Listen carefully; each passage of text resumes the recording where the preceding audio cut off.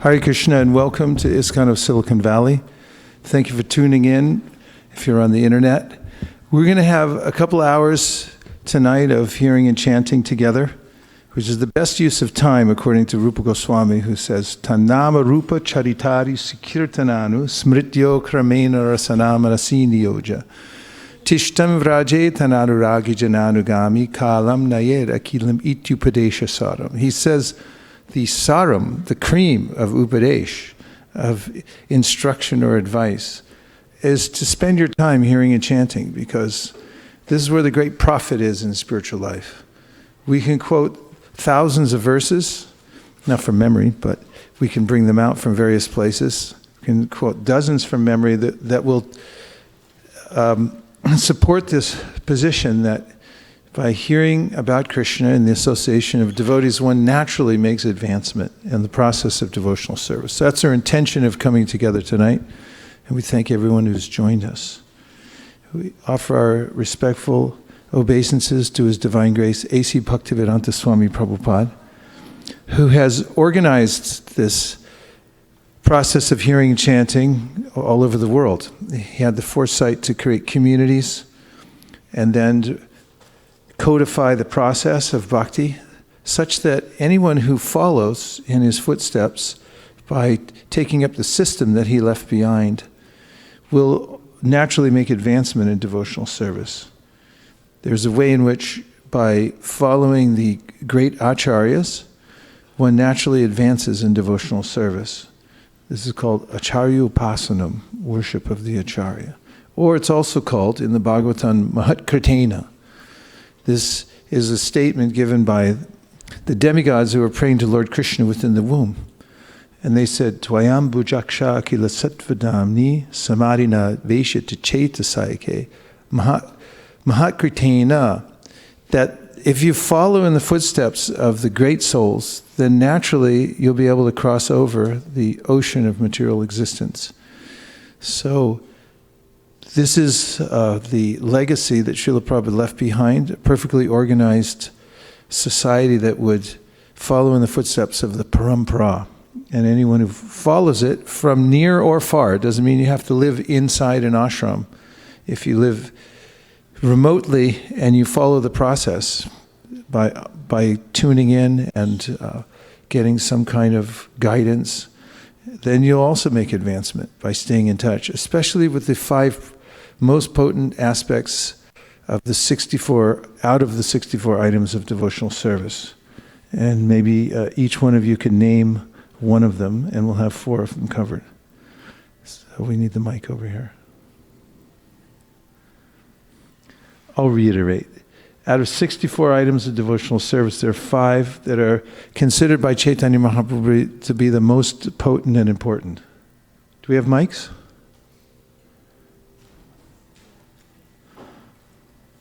Do we have mics? We got whole boxes of them. Okay. 1 each. Shravanam, or hearing. Okay, so this is specifically about, out of 64 angas, or limbs of devotional service, there are 5 angas. What you said is perfect, but you're talking about the 9 processes of devotional service. I'm talking about 5 specific processes out of the 64 items that are particularly potent. Hearing Srimad Bhagavatam or reading? That's right. Hearing Srimad Bhagavatam and the association of like-minded devotees who are more advanced than yourself. This is one of the 5 most potent. Yes? Associating with devotees. Associating with devotees. Absolutely. Sadhu Sangha. Go ahead. Accepting things favorable to devotional service. That is an excellent answer for another question. I mean, it's a perfect answer, but there's more perfect, and that's more to the point here, because there's 5 actual items. That what you're talking about is Sharanagati, or the process of surrender. So, go ahead. Chanting the holy name. Yes, and one more. Give it to Anushri. Visiting towns. Actually, there's 2 more. Visiting towns. Living in the holy place, in a holy dham. And then there's one more. Performing deity worship. Yes, so these are 5. And if you live far away from a temple or you're very, very busy, stay close to these 5. Chaitanya Mahaprabhu said, if you're not offensive, even if you don't have faith in them fully, but you're not offensive, and you even keep a little contact with these 5, then you'll make advancement in devotional service. So this is the mercy of Chaitanya Mahaprabhu and the process of Krishna consciousness itself. So, uh-oh.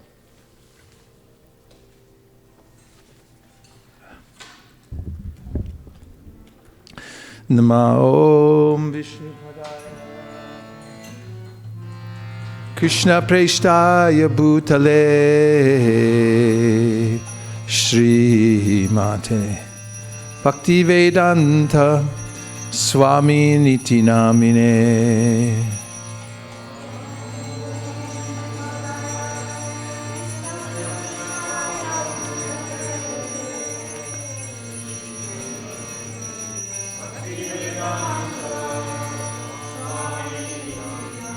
Namaste Saraswate Deve Gauravani Pracharine Nirvishesha Shunyavadi Paschatya Deshatarine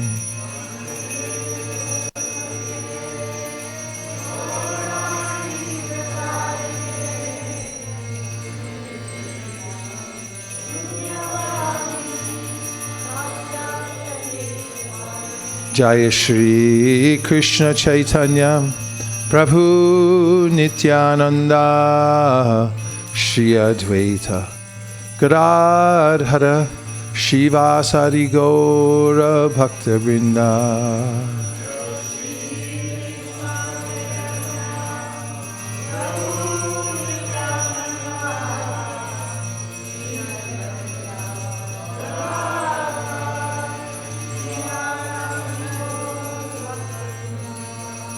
Hare Krishna, Hare Krishna, Krishna Krishna, Hare Hare, Hare Rama, Hare Rama, Rama Rama, Hare Hare.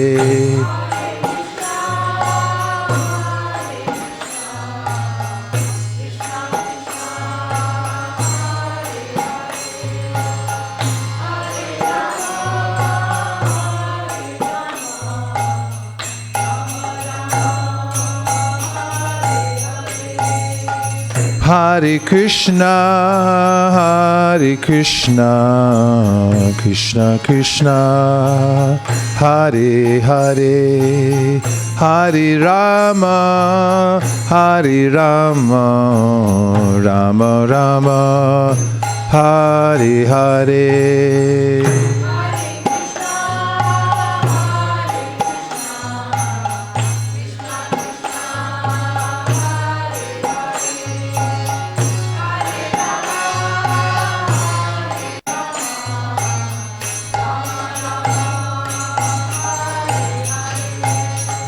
Hare Krishna, Hare Krishna, Krishna Krishna, Hare Hare, Hare Rama, Hare Rama, Rama Rama, Hare Hare.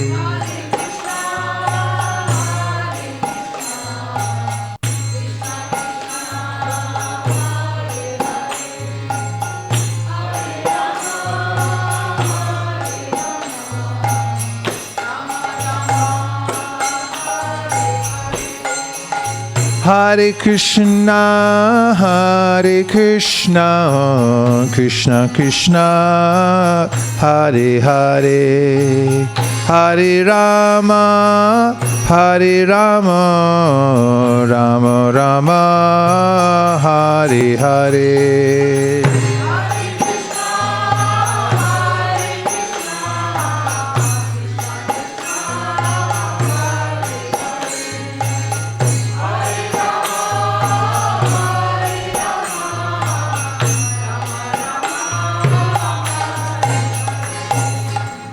Hare Krishna, Krishna Krishna, Hare Hare, Hare Rama, Rama Rama, Hare Hare.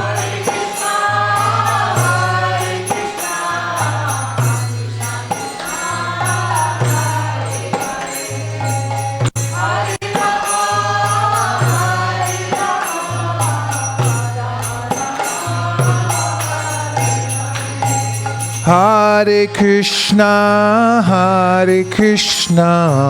Krishna Krishna, Hare Hare, Hare Rama, Rama Rama, Hare Hare.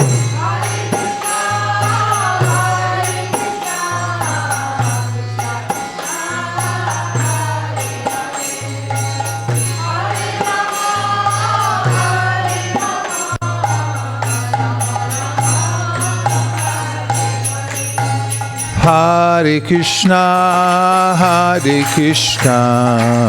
Krishna Krishna, Hare Hare, Hare Rama,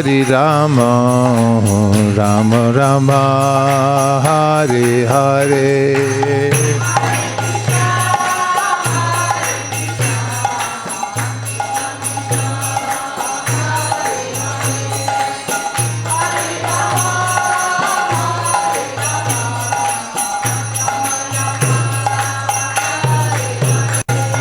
Hare Krishna,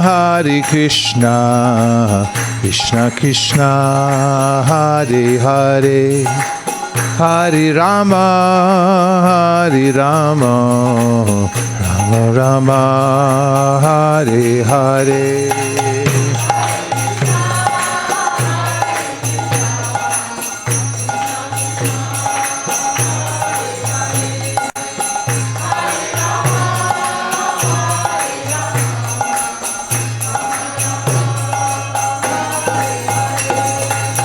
Hare Krishna,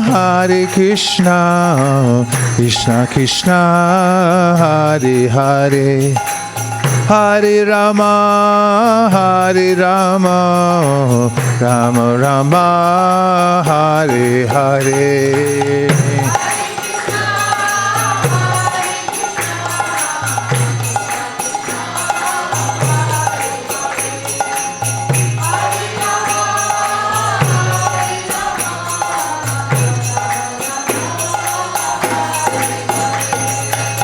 Hare Krishna,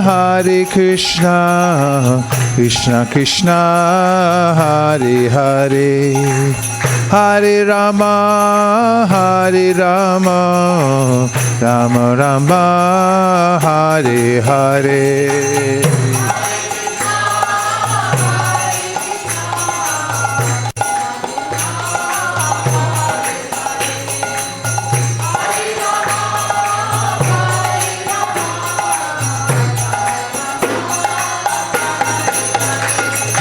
Hare Krishna, Krishna Krishna, Hare Hare, Hare Rama, Rama Rama, Hare Hare.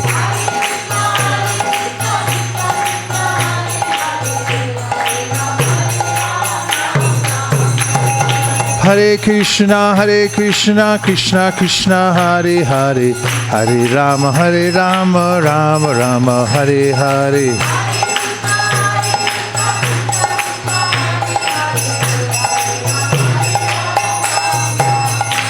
Hare Krishna, Krishna Krishna, Hare Hare, Hare Rama, Rama Rama, Hare Hare.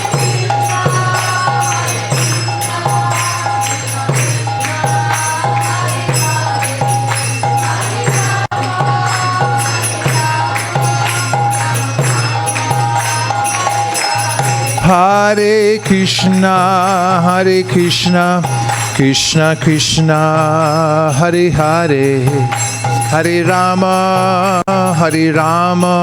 Rama Rama, Hare Hare.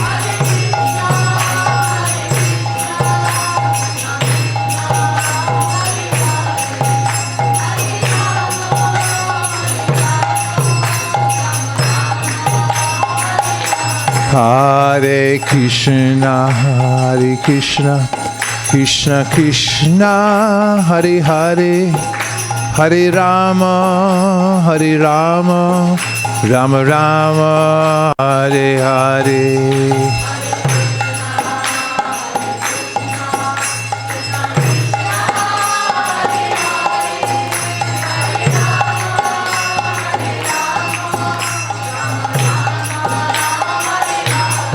Hare Krishna, Hare Krishna, Krishna Krishna, Hare Hare, Hare Rama, Hare Rama, Rama Rama, Hare Hare.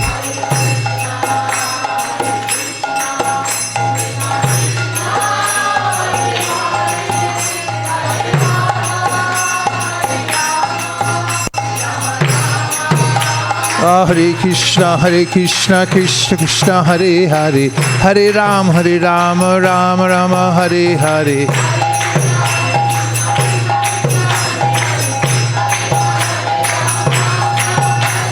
Hare Krishna, Krishna Krishna, Hare Hare, Hare Rama, Rama Rama, Hare Hare.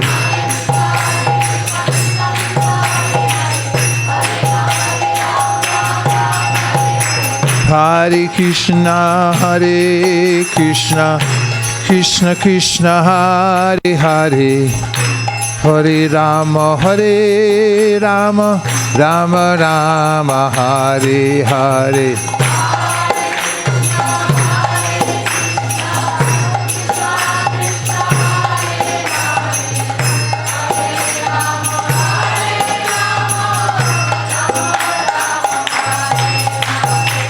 Hare Krishna, Krishna Krishna, Hare Hare, Hare Rama, Rama Rama, Hare Hare.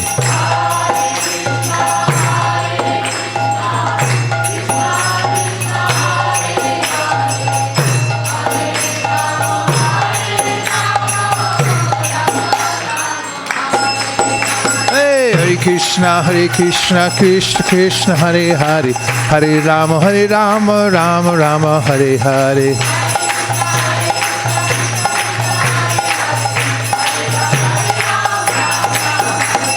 Hare Krishna, Krishna Krishna, Hare Hare, Hare Rama, Rama Rama, Hare Hare.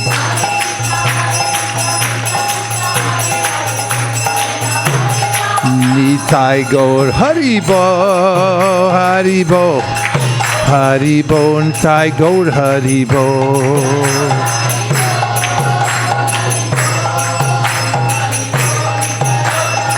Jaya Jaya Prabhupada, Prabhupada, Prabhupada, Jaya Jaya Prabhupada.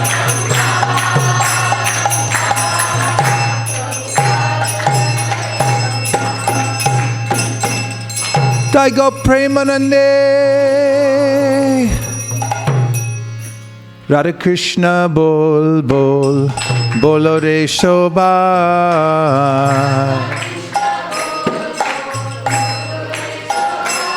Shri Radha Krishna Bol Bol, Bolo Re Shobha.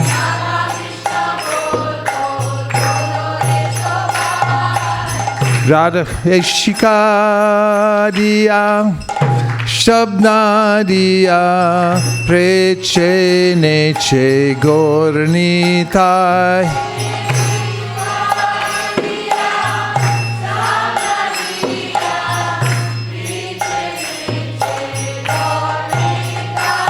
Haribo Bolo Re Shikadiya.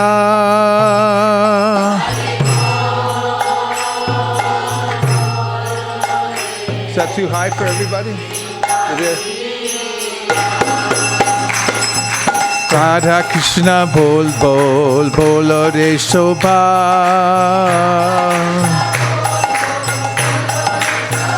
Shri Shri Radha Krishna bol bol bolo re shobha.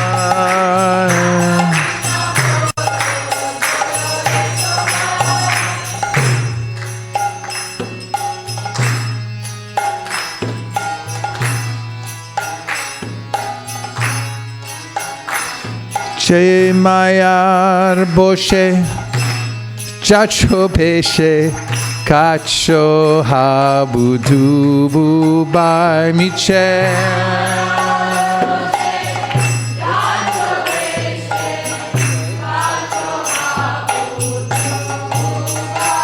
Miche mayar boshe, jacho beshe.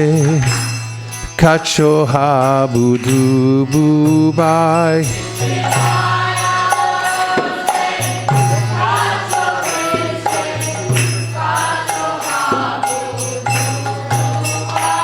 Haribo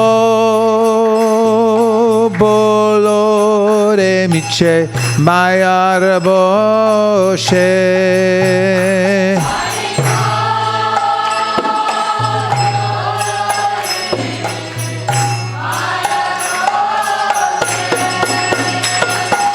Radha Krishna bol bol bolo re shobha.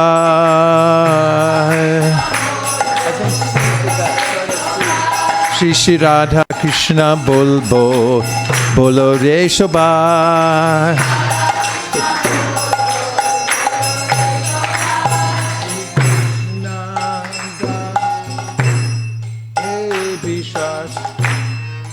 Letar duko nai. That's right. See.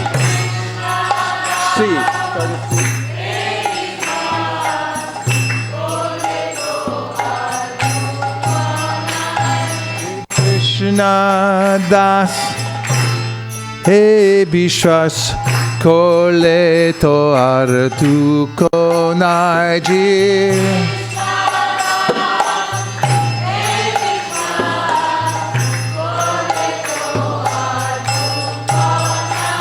Haribo bolo re jiv Krishna da.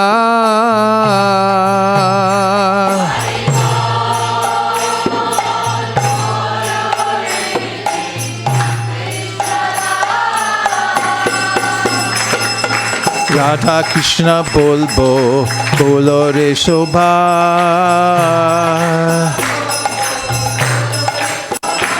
Shri Shri Radha Krishna bol bolo re shobha.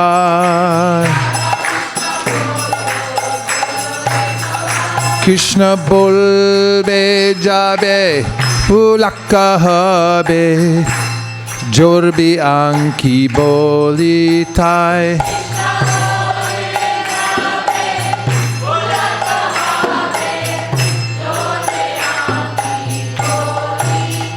Krishna bol be jabe pulakka habe jor bi anki boli tai. Got to put your hands up. Pulakka habe Haribo bolo Radha Krishna bolo. Sorry. Haribo bolo Krishna bobe. Again. Haribo bolo Krishna bolbe jabe.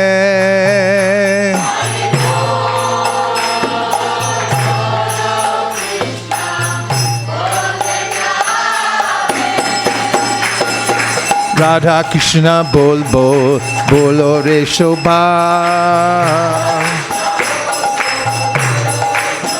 Shri Shri Radha Krishna bol bolo re shobha.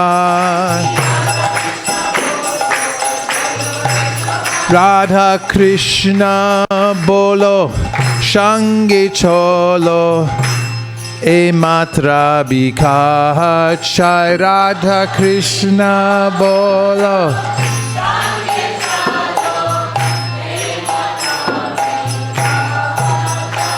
Hari Bol, Bolo Radha Krishna Bolo.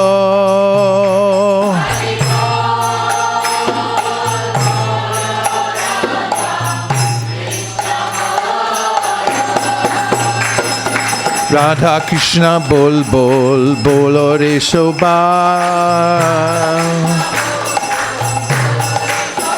Shri Shri Radha Krishna Bol Bol Bolo Re Shobha.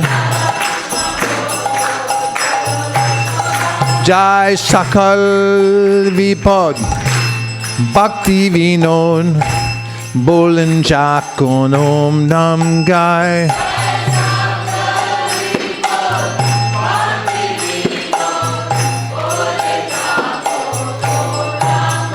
Jai Sakal Vipod Bhakti Vinod Bolen Jakon Om Nam Gai. Bhakti Vinod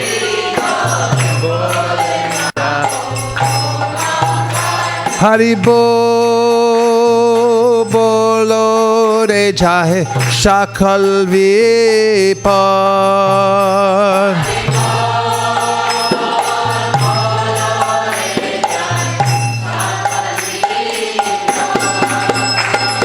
Radha Krishna Bol Bol Bolo Re Shobha.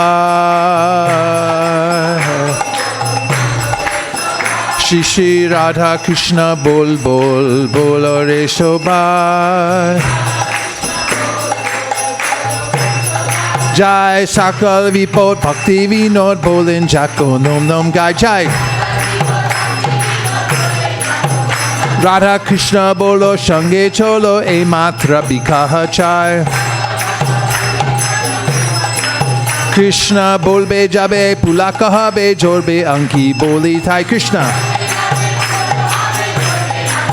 Jeev Krishna Das E Vishwas Kole To Ardu Konai. Miche Mayer Boshe Chacho Beshe Kacho Habu Dubu Pai. Shikaria Shabnadia Precheneche Gornitai. Haribo, Haribo, Haribo Nitai Gaur Haribo.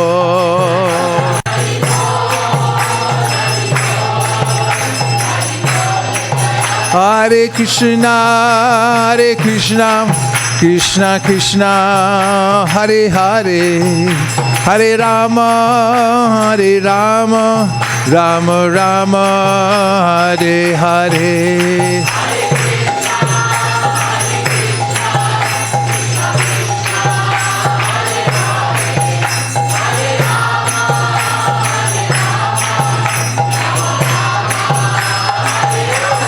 Hare Krishna, Hare Krishna, Krishna Krishna, Hare Hare, Hare Rama, Hare Rama, Rama Rama, Hare Hare.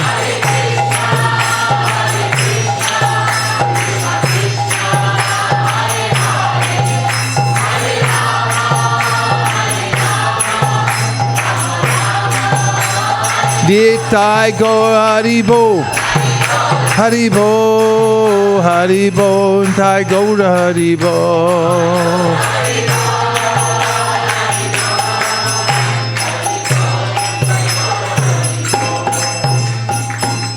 Srila Bhaktivinoda Thakur ki jai.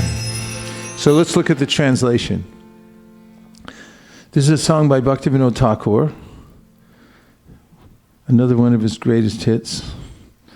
Chant, chant, Radha Krishna, everyone chant. So this is something that anyone can do who has a tongue, and especially if you're human, because you can figure it out. It's a magical mantra, and the names of Krishna are very beautiful.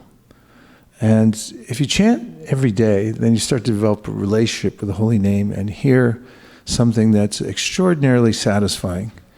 And not only that, when you chant Radha Krishna in the Hare Krishna Mahamantra, then you start to be able to figure out how to deal with the world. You discern what's important, what's not important. You can see that for yourself, because your intelligence gets fortified by Krishna himself, who's there present in the holy name. And by the direct process of devotional service, when one's in contact with Krishna, then the Srimad Bhagavatam says, Vasudeve Bhagavati Bhakti Yoga Prayojita Janaya Yashuvairagyam Jnanam Chayara Haitukam. One gets knowledge and detachment from the world automatically when one practices bhakti. Knowledge means to be able to see the difference between the body and the self. It also means to see things in their proper perspective. The higher perspective we have, the happier we are.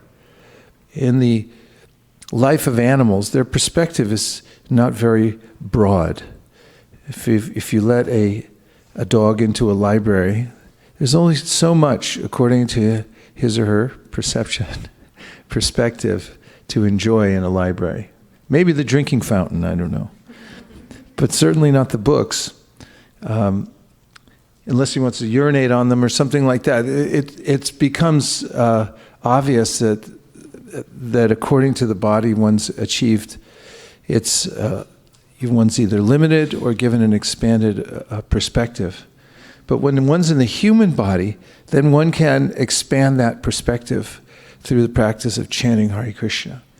And through perspective, one understands how to put everything in its proper place. This is called nyasa. Nyasa means not NASA, but nyasa.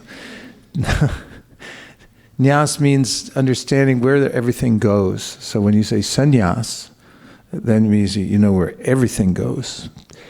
In other words, everything fits in its proper place, a place for everything and everything in its place, and having knowledge of our relationship with this world and also with Krishna in the spiritual world is important, because otherwise we'll misplace our energy. We'll put it in the wrong place. But by chanting Hare Krishna, we'll have this kind of knowledge. What's important? We'll see the difference between the body and the soul. We'll have a clear idea of what to do with the things we have, how to use them properly. As we discussed the other day, when we are able to utilize what we have in service to Krishna, then we become satisfied, because it's like eating. When you put food in your mouth and it goes to the stomach, then everything else becomes satisfied, nourished, and happy. And that's the secret of success in life, is to serve Krishna.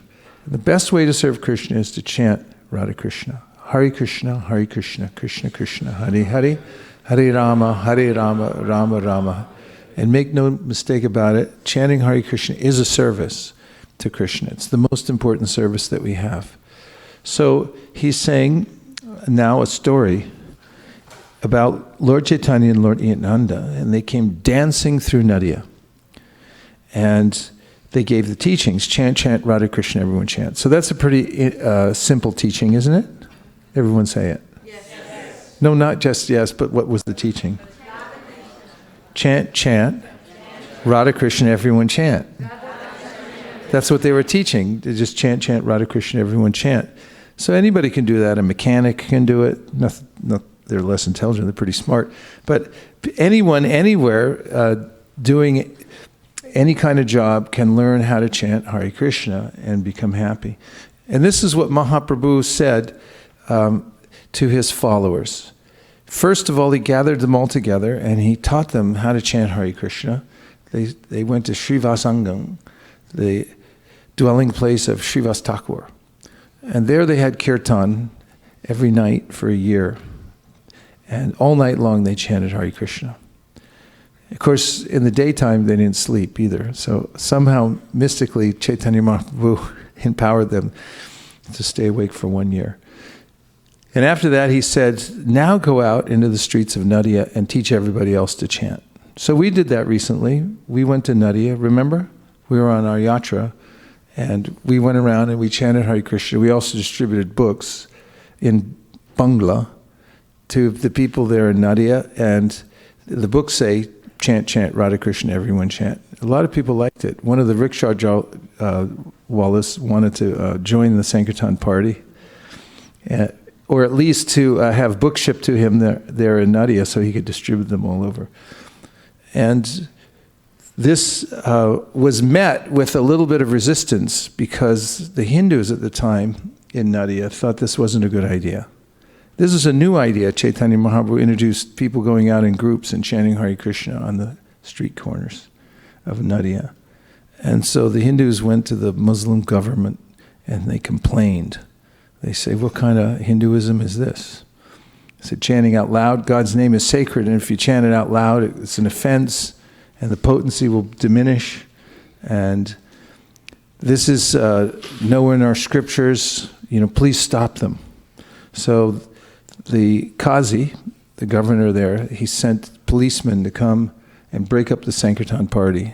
And they tried to scare him. They said, if you do this again, they broke one of the drums, which is a serious thing. It's very violent, smash somebody's mridanga. And then they said, don't do this anymore. So Chaitanya Mahaprabhu started a civil disobedience march with first hundreds, then thousands. And then Chaitanya Bhagavat describes how tens of thousands, millions, because demigods were coming in also to join. As Mahaprabhu, you can imagine, evening is coming on. He had everyone building torches, making torches in their homes. Chaitanya Bhagavat describes everyone was making torches in Nadia. And when the time came, they all started marching together with these torches. And they went right to the Qazi's house. Some of the devotees wanted to wreck his house, and they started to do that. But Chaitanya Mahaprabhu stopped them, and he went in. The Qazi was hiding. And when they finally brought him out, Mahaprabhu said, what kind of way is this to treat a guest? I came here to see you, and you're hiding. This is no kind of etiquette. And he said, well, I was afraid. He said, why should you be afraid of me? And they sat down, and they had a conversation. And in it, Mahaprabhu explained the principle of chanting Hare Krishna, and also they had a philosophical discussion because the Qazi said that, in your scriptures, that there's some kind of prescription for animal sacrifice in the Vedas. Because Mahaprabhu said, why are you killing animals? You'll never be able to understand anything. And that was the Qazi's response. It's in your Vedas. But Mahaprabhu pointed out that that only took place at a time when the Brahmanas were so expert they could bring the animals back to life. And he said it's forbidden in this age because people can't do it. So it's stopped now. And then the Qazi was starting to feel comfortable with Mahaprabhu, and he said, I want to reveal a secret to you. And so could we be alone? And Mahaprabhu said, these are all my intimate associates. Whatever you say to me, you could say to them. So he told them that I had a dream after I broke up the Sankirtan. This lion came to me and he threatened me. He said, if you ever try to stop the Sankirtan again, I'll not only kill you, but everybody else in Nadia who's a meat eater. And then he showed his chest. He had some marks on his chest. So he said, from now on, not just the ordinance for now, but I guarantee that throughout the generations after me, everyone in my family will allow Sankirtan to go on here in Nadia, unrestricted. It should never be stopped again. So it points out when you assert yourself in the Sankirtan movement, either chanting at home, someone might object, like, why are you wasting your time? Why are you chanting? Why are you carrying the bag around and so forth? Or if you go out on the street and chant Hare Krishna, people may misunderstand it first. That happened at the very beginning of the Sankirtan party. But Chaitanya Mahaprabhu went to great lengths to introduce this to the people of the world. He himself went door to door in South India. Imagine village to village, he walked as a sannyasi barefoot here and there to various villages. He'd go in, they'd come greet him, sannyasi coming in, and of course it's Mahaprabhu. He was a gorgeous sight to behold. Suvarna varna he mango varnangaschan janangadi sanyasya krishnama shanto nishta shanti purayana. One of the verses from the Sri Vishnu Sahasranam Stotram, which describes how this beautiful sannyasi was golden colored, wearing various kinds of ornaments. And when people saw him come into town, they'd gather around and he would teach them this Harinam. In every house, he said, you should have this Harinam every night, chant Hare Krishna. And then, of course, through his teachings, the process got passed down, and it ended up through Srila Prabhupada on the streets of New York. he sent out his devotees. There's actually videos of them first going out. At the outset of the Sankirtan movement, they're coming out of the door at 26 2nd Avenue and onto the streets to chant Hare Krishna. And it expanded from there. People listened, other people started chanting. Of course, Prabhupada started chanting by himself in the park until some young people like Brahmananda and others, Chutananda, Kirtananda, they came and they started dancing, listening, coming to the classes Prabhupada was giving nearby. And then he sent out parties to chant themselves, New York, San Francisco, then Montreal, Santa Fe, and it started taking off. And then some of the devotees said, Prabhupada, we'd like to go to London and meet the Beatles, Malati and Shamasundar and others, Jamuna and Gurudas. So they flew to London, and they didn't have any money, so they had to borrow some money, because you had to have money to get in the country, because if you're just coming in and people, they look at you in immigration and say, what are you doing here? If you said, I'm just coming for a short time, then you say, how much money do you have? So they borrowed money, and then they'd show it, and then they'd send the money back, and then the next group would bring it in. They said the airplane was so inexpensive, they didn't have seats, they had a rope to hang on to. They were standing up or something. So they lived in somebody's garage, and they had a plan to meet the Beatles.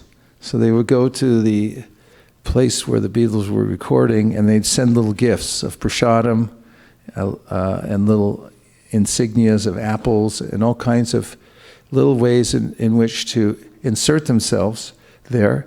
And later on, Shamasundar tells about how they got invited to a party, and there George Harrison was there. So Shamasundar and George Harrison, it was like from a last life. They were best friends all of a sudden. And George said, where you guys been? I've been waiting for you.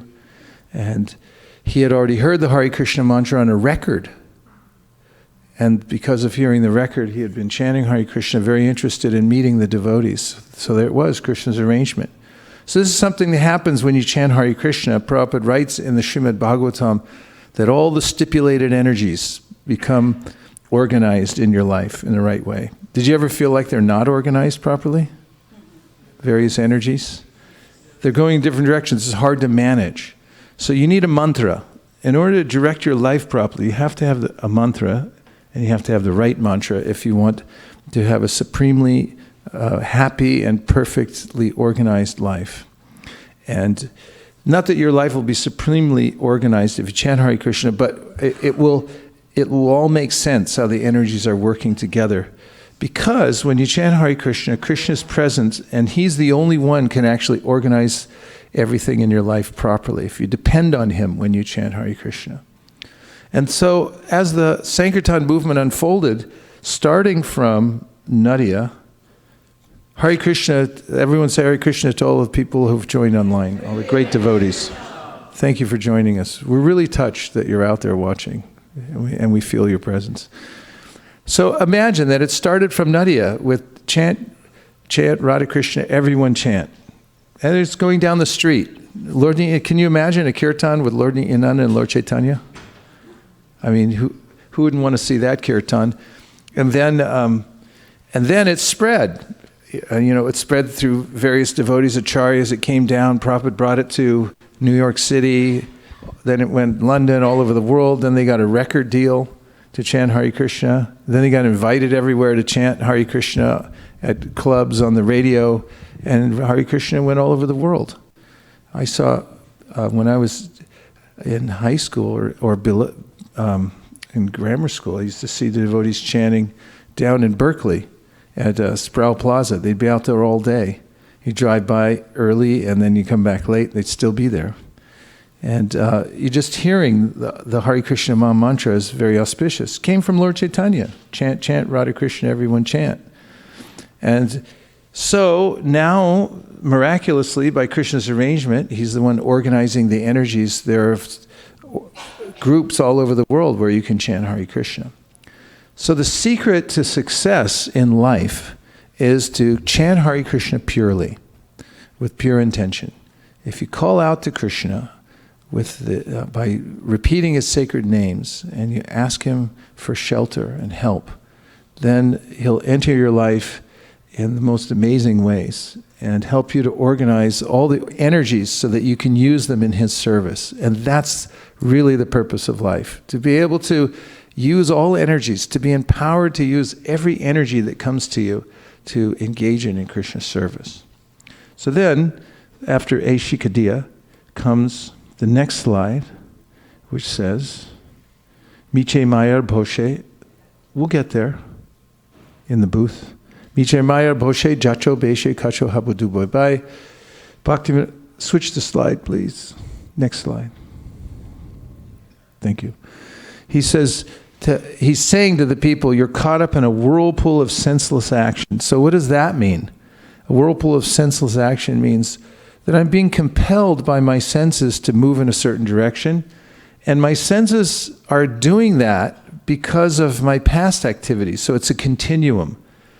In previous lives, I've acted in a certain way, and Krishna says in the Bhagavad Gita, Purusha prakritisto hi bhunte prakriti jan gunan karanam guna sangosya sarasad yoni janmasu. That as you associate with various modes of nature, as you move about the universe, then you're creating your destiny, where you're going to go to the next life and the next life and the next life, and whatever situation you're going to end up in. And it's like a whirlpool. This material birth and death is called sansriti. It's flowing from one thing to the next. And he says here that you're just sinking in this, and you're basically drowning, because he uses the word habudubu, which in Bengali, it's anamanapia. What does that mean? Anamanapia. Yes, Bharat, give him the mic. It's a word that like expresses a sound. Yeah, so habudubu, say. It sounds like you're drowning. Say it 3 times. Like bubbles coming up. It says, habudubu. So he says you're drowning here in this material world. So what's the solution to this? Did you ever feel like you're drowning? I mean, too much work, too many problems, too many anxieties, too many stupid people in your life. So what do? You can't figure it, you can't sort it all out on your own. The answer is what? It's on the board. Chant, chant, Radha Krishna, everyone chant. That's how to solve the problem of being overwhelmed. It's the only way. If you chant Hare Krishna sincerely and pray to Krishna and Radha Krishna, they'll help you. And everything will get sorted out. And then in the next statement, as they're dancing down the street, they point out how real happiness in life comes through proper alignment. You have to be aligned properly in order to have harmony in your life. If you're out of alignment, you won't be happy. So here's the simple way to get aligned. Jeev Krishna Das E Bishwas. Just be fixed on this principle, that I'm a servant of Krishna. And this is the sweetest thing ever. Because at any time, in any place, in any circumstance, you can invoke this prayer that Krishna, I'm your servant. And everything about the situation will change in your favor. Because when you declare yourself a servant of Krishna, you really don't have any more responsibility. Krishna will take responsibility. He says it in the Bhagavad Gita, Sarva dharman parityaja mamekam sharanam braja ahang tong sarva papi bhyo mokshayishami ma suchaha. Don't worry, I'll take care. I'll deal with this. All you have to do is your job. And what is your job? That's true. But the other job is surrender to Krishna. You only have one job, and that is to figure out how to surrender to Krishna. That's what Sarva Dharman Parityaja means. Figure this out. Just don't worry about anything else. The Shastras all say this. Can you believe it? Because I'm worried about so many different kinds of duties I have to deal with. But the Shastra keeps saying over and over again, like Devar Shibhuta Nandrinam Hitrinam. I'm sorry. Devar Shibhuta Nandrinam Pitrinam Naking Koronayam Ranicharajan Sarvatmanaya Sharanam Sharanyam Gato Mukundam Parihrittakartam. This verse declares that Everyone's in difficulty in this world. Why? Because they're drowning in debt. You ever feel like you're drowning in debt? Yes. It's the way this, of course, the present economic system is designed to keep everybody in debt. I'm not proposing conspiracy theories. I'm just saying it's messed up. So people are now drowning in debt in various ways, but it's existential. There's a way in which I'm drowning in debt because I'm coming into this world and I'm on borrowed time, and I'm being supported by many others just to be able to breathe and walk around in this world. The devas, the rishis, my parents, my relatives, other living entities, and so forth. But then the Shastra says, if you just do your job, and what's your job? What's your only job in life? Yeah, if you just put that on your immigration form, what do? Surrender to Krishna. And in all circumstances, whenever you find yourself out of alignment, you say, this is why I feel out of alignment, because I've forgotten that my only job in life is to surrender to Krishna. So the Srimad Bhagavatam starts off by saying that this is what you should do. Organize your life around this principle. Kamasya nendriya pritir labo jiviti yavata jivasya tapva jignasya narto yashcheha karmabi. Live so that you can surrender to Krishna more. And whatever you get, use it so you can be situated in a place you can surrender to Krishna. That's a job that we can actually get done. Everything else won't get done. Your to-do list will be a mile long. How long is yours now? A mile? You can't fix it. That's probably good news, but don't think you're ever going to get to the zero inbox is impossible. And the whole idea of, that I'm just going to work it all out, like one idea is that I'm going to make enough money to retire and then I won't have any problems, I'll just cruise. It won't happen. It never does. Because, anyway, I'm going to go into the details. It just doesn't happen because we're drowning. And it's not that you can come to that point. So that's an idea everybody has. Everybody thinks, I'll get to that point. But it won't happen. So if you attend to your main business, even while you're doing your other prescribed duties in life, but you're thinking, I'm doing this for Krishna, I'm surrendering to Krishna in the best way that I possibly can right now in my life, then you're properly aligned. Then your intelligence is aligned properly, and you'll be happy. In any given situation, you can revert to this and remember, right, I'm a servant of Krishna and I'm going to surrender to him. And you can always call out to Krishna and say, Krishna, please save me. You want to try it? Okay, go ahead. It feels good, right? That's because we're living entities. Jeev Krishna Das E Bishwas, Korleta or Dukonai. The only thing that feels good to us ultimately is when we surrender to Krishna. In fact, sometimes in the worst situations, little jivas, and I'm not talking about devotees, I'm talking about little jivas everywhere, when they're in the worst situation possible and they're forced to say, Krishna, I take shelter of you, or they don't even know who Krishna is. Like Gajendra didn't know because he was an elephant. And so he just knew there was an alligator on my leg, or crocodile, and that I need help, so he called out, please help me. That feels good. It's the only thing that ultimately feels good, but you can also do it preemptively. That's what being a devotee means. You preemptively decide, I'm going to do it all the time because it feels right. Then I'm in alignment. Don't wait till the crocodile gets on your leg, but surrender to Krishna. So he's just saying the truth. Jeev Krishna Das E Bishwas. Have full faith in this one principle, and then everything else will be aligned.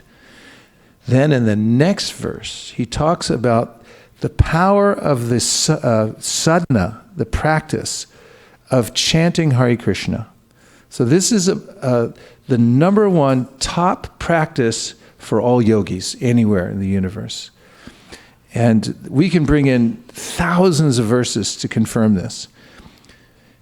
But let's take it from Chaitanya Mahaprabhu. And he says here, this is what will happen if you continue to chant Hare Krishna.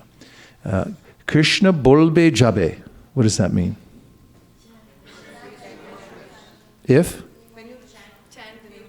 When you chant the name of Krishna, Bolbe Jabi, say Bolbe Jabi. Pulakabe. Then, Pulaka. Pulak. Bliss comes. Oh, good. We got Bengalis all over the place here. Okay. Pulakabe. Jorbi Anki. Tears come to your eyes. Why would tears come to your eyes when you chant Hare Krishna? Well, because this is a relationship with Krishna. What every living entity is looking for is love. And we're not satisfied till we have love. And the origin of all love in our relationship is our relationship with Krishna. Here in the material world, we look for love.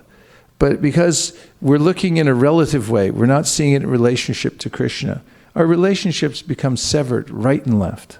And it's very frustrating. It's so frustrating, Krishna says in the Bhagavad Gita, that some people decide that relationships in general don't work.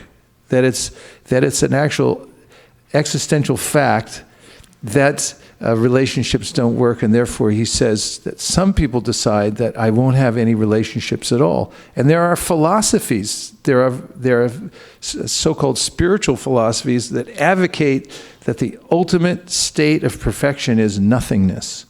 And that means no relationship. It means I'm nothing and there's nobody to reciprocate with. And that's out of disappointment. Philosophies that are based on disappointment generally don't work out very well. So you need something positive. And the positive thing in our life is love. That's what we all thrive on and are satisfied with. If you have that, then you're fully satisfied. And if you don't have that, it doesn't matter what else you have, you won't be happy. So how is it possible to actually experience that love? And so he says here, if you chant Hare Krishna, you'll feel that love because it's something that's already there within the heart, the potential to love Krishna. Every living entity has it. They all want that relationship of love. Prabhupada was sitting outside in the courtyard in Los Angeles one day, and two little kittens somehow were playing nearby. And you know how kittens get out of control, and they were playing with each other, and they came closer and closer. They came tumbling in right at where Prabhupada was sitting. And one of the devotees, a new sannyasi, was thinking, oh no, get him out of here. But Prabhupada was appreciating them, and he was saying, just see how in every species, every living entity is looking for that exchange of love and relationship. And you can find it everywhere. When one becomes a human being and then chants Hare Krishna, Bhaktivinoda Thakur is saying that it could become full-blown, the love you have for Krishna, and it awakens. So Chaitanya Mahaprabhu was taught, Nitya Siddha Krishna Prema Sadhya Kabunoi Shravanani Shuddha Chitte Kare Udoy. That means it's not something that has to come from somewhere else. It's already within you. You already have that potency to love Krishna. And it gets awakened when you come into the association of the internal energy of the Lord. And you remember that, oh, this is where my fortune is in loving Krishna. And when you feel that, even a tiny molecule of that, tears come to the eyes. And so this is a good sign when you're chanting, that you're chanting and you're feeling so much, like overwhelmed with gratitude for no reason. You just suddenly feel that Krishna's maintaining me. He loves me. He's there with me at every second. And the heart begins to palpitate and tears come to the eyes. This can happen. For somebody chants Hare Krishna, and also if at the same time, remember the last point that Chaitanya Mahaprabhu meant, but think, I'm a servant of Krishna, just a humble servant. If you keep yourself in that position, and then you chant Hare Krishna, tears will come from your eyes. So, bolitai, jorbi anki bolitai. So, he's saying here, just chant Hare Krishna, and this will open up the loving relationship you have with Krishna, and you'll feel the ecstatic emotions for loving Krishna. Then the next one says, after that, Radha Krishna. See, there's a secret to these slides. I don't know if you notice it. Go back one.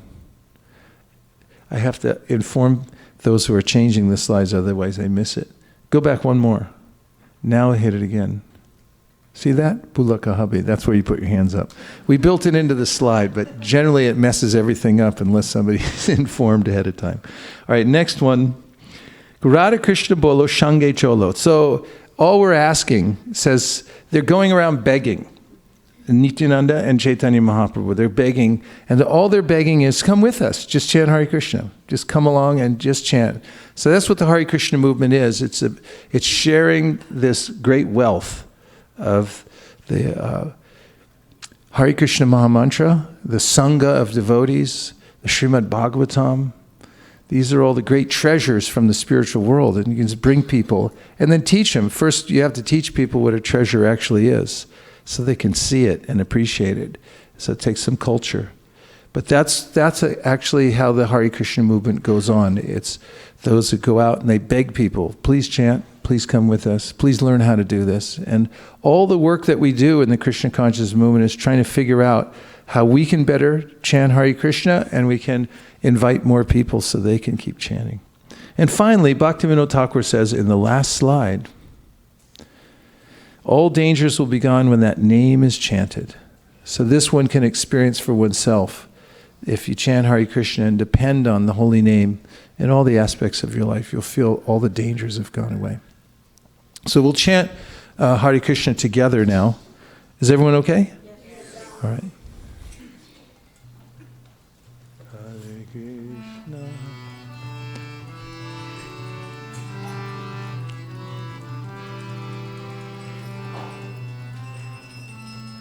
Hare Krishna, Hare Krishna, Krishna Krishna, Hare Hare, Hare Rama, Hare Rama, Rama Rama, Hare Hare.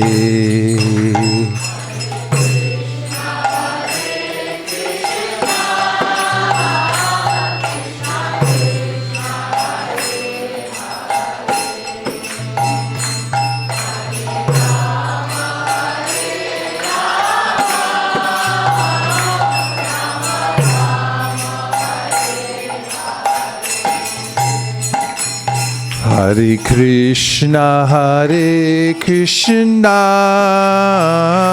Krishna Krishna, Hare Hare, Hare Rama, Hare Rama, Rama Rama, Hare Hare.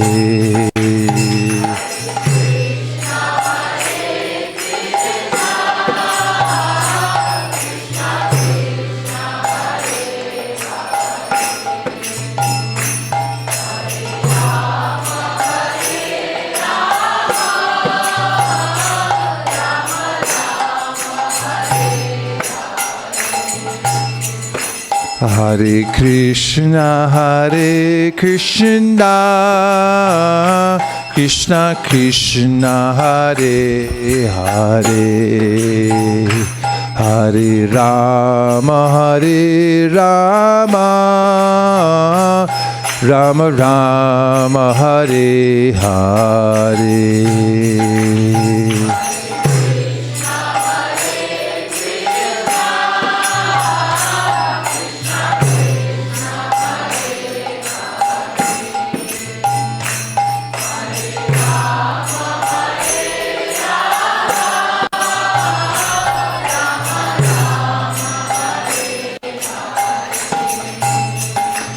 Hare Krishna, Hare Krishna, Krishna Krishna, Hare Hare, Hare Rama, Hare Rama,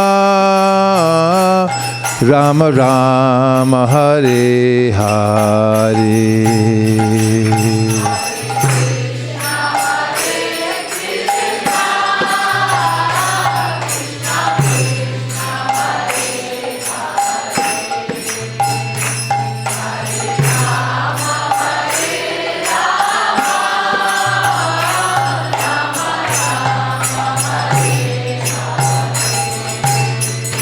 Hare Krishna, Krishna Krishna, Hare Hare, Hare Rama, Rama Rama, Hare Hare.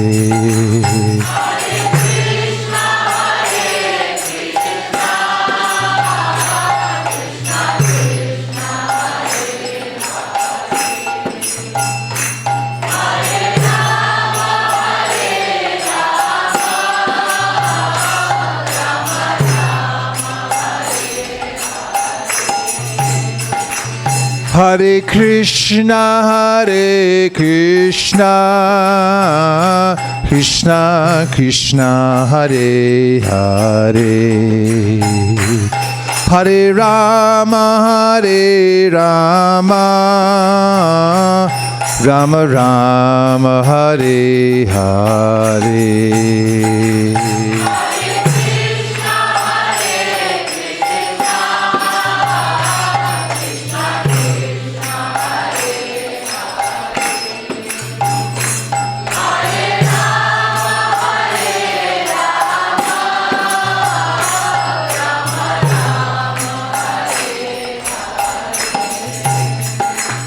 Hare Krishna,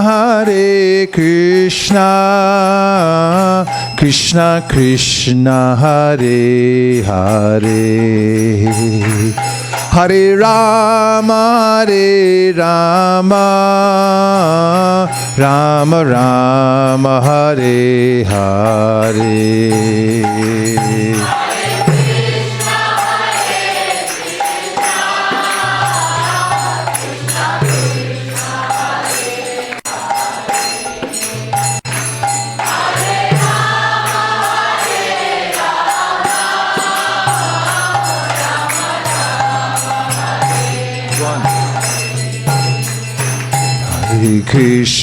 Hare Krishna, Krishna Krishna, Hare Hare, Hare Rama, Rama Rama, Hare Hare.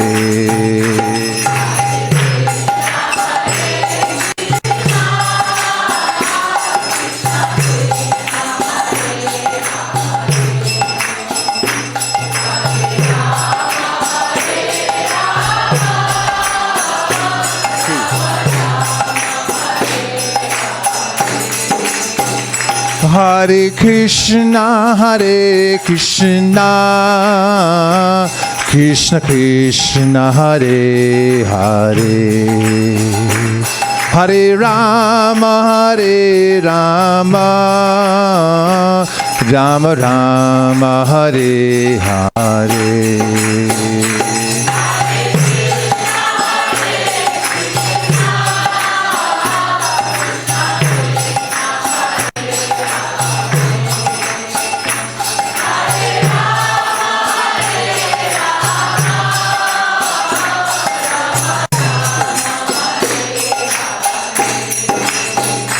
Hare Krishna,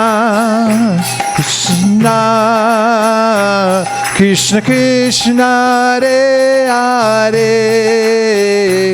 Hare Rama,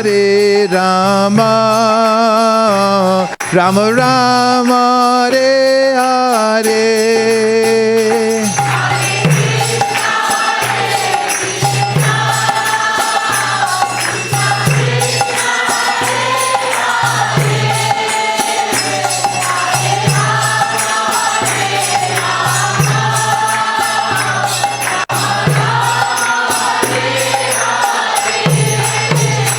Hare Krishna, Krishna Krishna, Hare Hare, Hare Rama, Rama Rama, Hare Hare.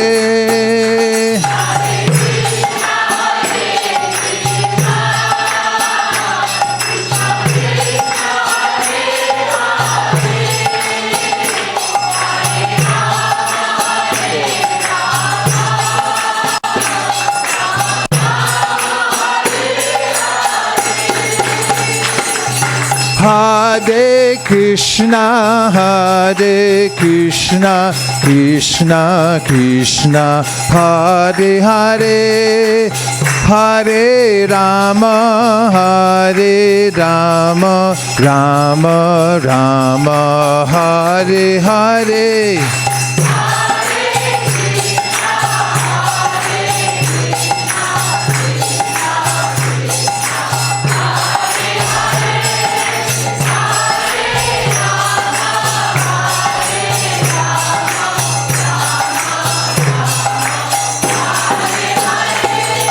Hare Krishna,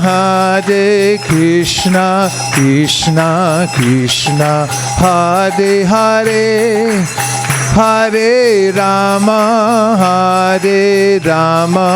Rama Rama, Hare Hare.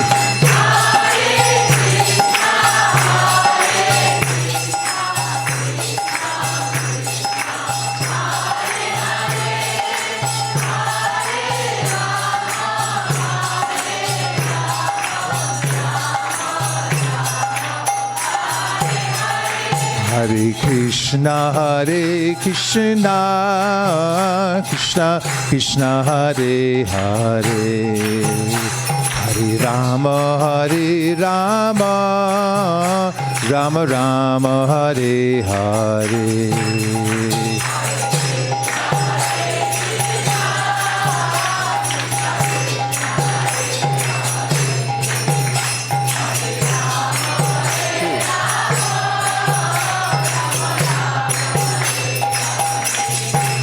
Hare Krishna, Krishna Krishna, Hare Hare, Hare Rama, Rama Rama, Hare Hare.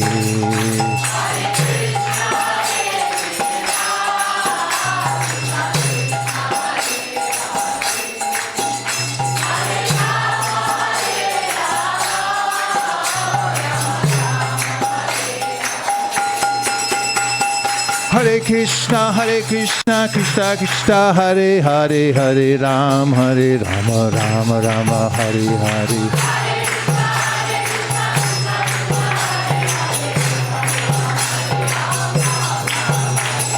Hare Krishna, Krishna Krishna, Hare Hare, Hare Rama, Rama Rama, Hare Hare.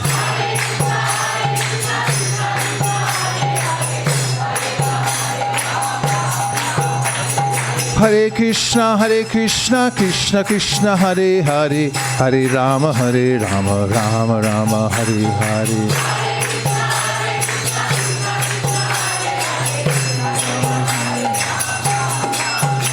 Hare Krishna, Krishna Krishna, Hare Hare, Hare Rama, Rama Rama, Hare Hare.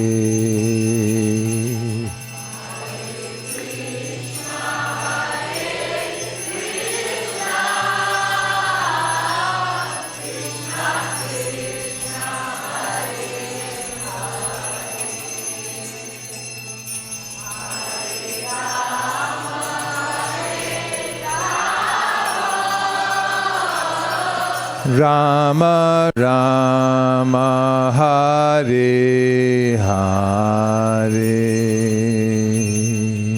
Gaur Premanande, Nitai Gaura Haribo, Haribo, Haribo, Nitai Gaura Haribo.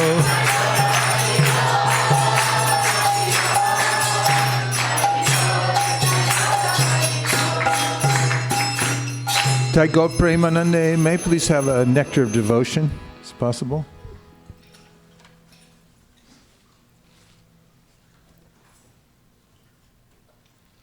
Thanks for everyone who's joined us just recently. We're here at Silicon Valley. It's part of California that is dedicated mostly to commerce and invention, entrepreneurialism. Somehow or other, at this particular time, devotees from various parts of the world, especially India, have gathered here in the Silicon Valley area to expand the Hare Krishna movement. This is kind of a strategic place from which to expand the Hare Krishna movement. And the emphasis given in this movement is to understanding our relationship with Krishna. And one of the books that is seminal in our discussion on devotional service is called The Nectar of Devotion. This is a book that is a summary of Rupa Goswami's writing called the Bhakti Rasamrita Sindhu, which describes the ocean of devotional service and all its different parts. And this is important work that was done by Lord Chaitanya Mahaprabhu's key disciples, Rupa Goswami, and there were others, Sanatan Goswami, his brother, and they contributed the literature that became foundational to understanding how to practice bhakti yoga. So this particular book, Nectar Devotion, is the concise explanation of everything that you need to know about bhakti yoga. So it's important to read this book, and you'll find, if you take time to read the Nectar Devotion, you'll experience a lot of pleasure in the practice of bhakti, because this book really does give you nectar when you read from it. It gives philosophical explanations of the process of devotional service, and it also describes Krishna's various features, his qualities in detail. He also catalogs the various relationships that we have, that is, devotees with Krishna, when one is in various stages of one's development, starting from the stage of practice, and then there's stages of spontaneous devotional service and stages of bhava, when the heart starts to melt and one experiences internally a life of relationship with Krishna, and then there's prema. And all these things are described, so you have to have signposts along the way when you're practicing so that you know what to do and also which way you're going and how you're progressing. So one of the first chapter here you'll notice when you get your Nectar Devotion and open it up starts with characteristics of pure devotional service. So Rupa Goswami mentions that there are 6 characteristics of pure devotional service. That means what the definition there is anyabhilashita shunyam jnana karmanyanavritam anukulyena krishnanushilanam bhaktirucham uttama. So this means that one should practice bhakti with the idea of serving Krishna out of love, and that one fully depends on the process of bhakti and not on any other process like jnana or karma to achieve the goal. And it also says that it's a cultivation. That's why Prabhupada called it devotional service. A lot of people just say bhakti means devotion. But it's more apt to call it devotional service in line with the verse Rupa Goswami gives that actually defines the process when he uses the word anushilanam. Shil, the verb in Sanskrit, means cultivate. And there's an internal cultivation and an external cultivation of bhakti. The goals that Chaitanya Mahaprabhu set forth when he came to teach this to the world, number one, that we should achieve a spontaneous state of devotional practice called Raganuga Bhakti, in which we develop such a strong desire from hearing about Krishna and his pastimes that we actually want to be there, and we want to be with the associates of Krishna and with Krishna. This happens when devotees dedicate themselves to the hearing process. There's much spoken about this in the Bhagavatam, but the sequence that Prabhupada wrote about when he was on the Jaladuta on his way here was the sequence you'll find in the 2nd chapter of the Bhagavatam, starting with Shrinvatam swa Katha Krishna punya shravana kirtana hridyantaksto hibhadrani vidunoti suritsatam. So this verse says that when you dedicate yourself to hearing about Krishna, then naturally Krishna, who's within your heart, will assist you in removing the obstacles to bhakti. And these would be the desires for enjoying the material world, the desires to become liberated from the world and so forth. And he acts as a friend within the heart when he sees you're dedicated to the hearing process to remove those. And then it continues, does the sequence, Nashta prayeshu bhadreshu nityam bhagavata sevaya bhagavat yutama shloke bhaktir bhavati naishtiki. It's describing, Sutta Goswami is saying that as you continue, you'll progressively feel yourself becoming freed from the unwanted desires. And they're almost gone. You can notice for yourself that they're diminishing. They're actually going away. And then tada rajas tamo bhava kama lubarayasjaye cheta iter anavidam stitam satve prasidati. One comes to this point of stitam, situated in sattva. It's not ordinary goodness, but it means Shuddha sattva, as mentioned in the Srimad Bhagavatam.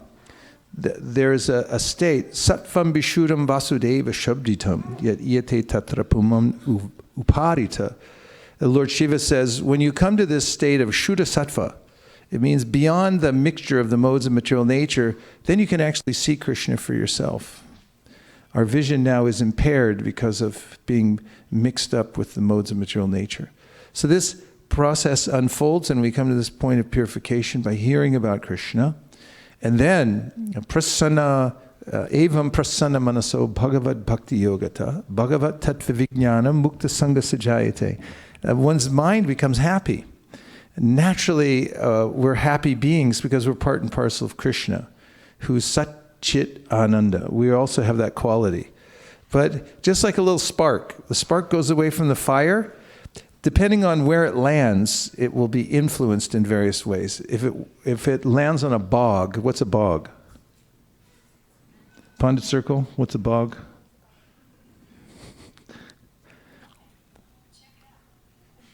Okay, tell us what a bog is. You don't want to land in a bog. A bog or bogland is a wetland that accumulates peat, a deposit of dead plant material, often mosses, and in a majority of cases, sphagnum moss. Yeah, if a spark lands on a bog, it practically goes out. So that's like the mode of ignorance. And then a spark can land in another area that is a little bit like neutral. It can kind of stay alive for a little while. That's like the mode of passion. And it can land in a place where it can conflagrate. What is conflagration? Conflagration. What's conflagration? What? I know what it is, but I want them to say it. It's a large and destructive fire that threatens human life, animal life, health, and or property. Yeah, you get a big fire. So if you land in the right place, the fire can start. That's the mode of goodness. This is mentioned in the Bhagavatam. Partiva dharano dumas tasmaragnis tri mayaha tamasastu rajas tasmat sattvam yad brahmadarshanam.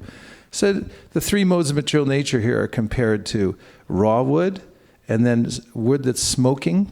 You ever have a campfire and just smokes? Doesn't do you any good, right? Same with the mode of passion. The smoke disturbs, it never serves. So the mode of passion just disturbs us. It looks like something's about to happen, but it doesn't. If you go to somebody's house, they invite you to dinner. It's ever happened? You sit in the living room wondering, when are they actually going to feed me? I actually had this happen once. And then, you hear the plates moving and everything, but the dinner never comes out. A mode of passion, it never delivers. It's just movement, but you never actually get there. But then sattva is like the fire. Fire actually comes in the sattva guna.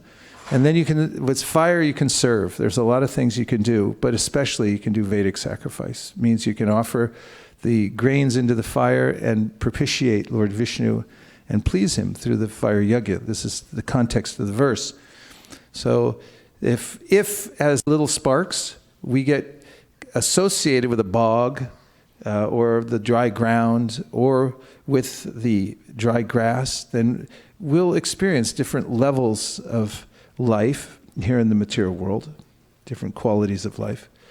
But to go beyond that means mam chayo vyabhicharina bhakti yogena sevate sagunan samatityaitam brahma bhuyaya kalpate. Krishna says in the Bhagavad Gita, if you take to this process of bhakti yoga and you continue it, don't stop, don't get discouraged, keep going, then gradually you'll rise above these three modes of material nature and you'll come to the spiritual platform. Sattvam vishuram vasudeva shabditam yat iyate tatra puman upavrita. You become uncovered then by the dint of your connection with the Shuddha Sattva. You'll be able to see everything clearly. So this verse, Bhagavatam says, Evam prasana manaso bhagavad bhakti yogata bhagavat tattva vijnana mukta sangha sijayate. Not only will you be happy, but you'll understand everything completely.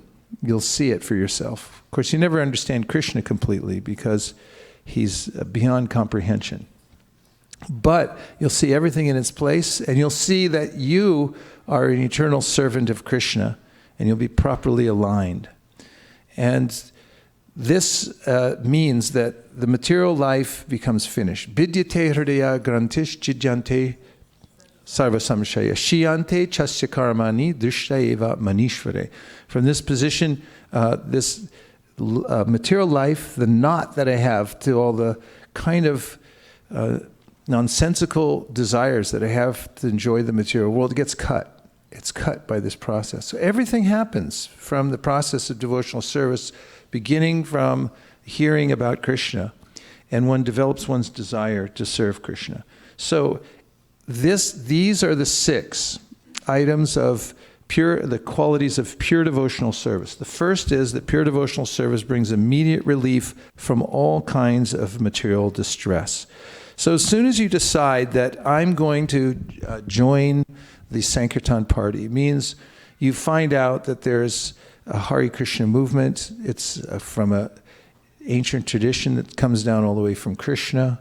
Chaitanya Mahaprabhu was recently here. You get some information about this and you become interested in joining the practice of bhakti. And you come for association with devotees and then begin. Bhajana Kriya means, okay, I'm going to do this. And you start the process of devotional service. Even at that point, your material distress will be diminished greatly.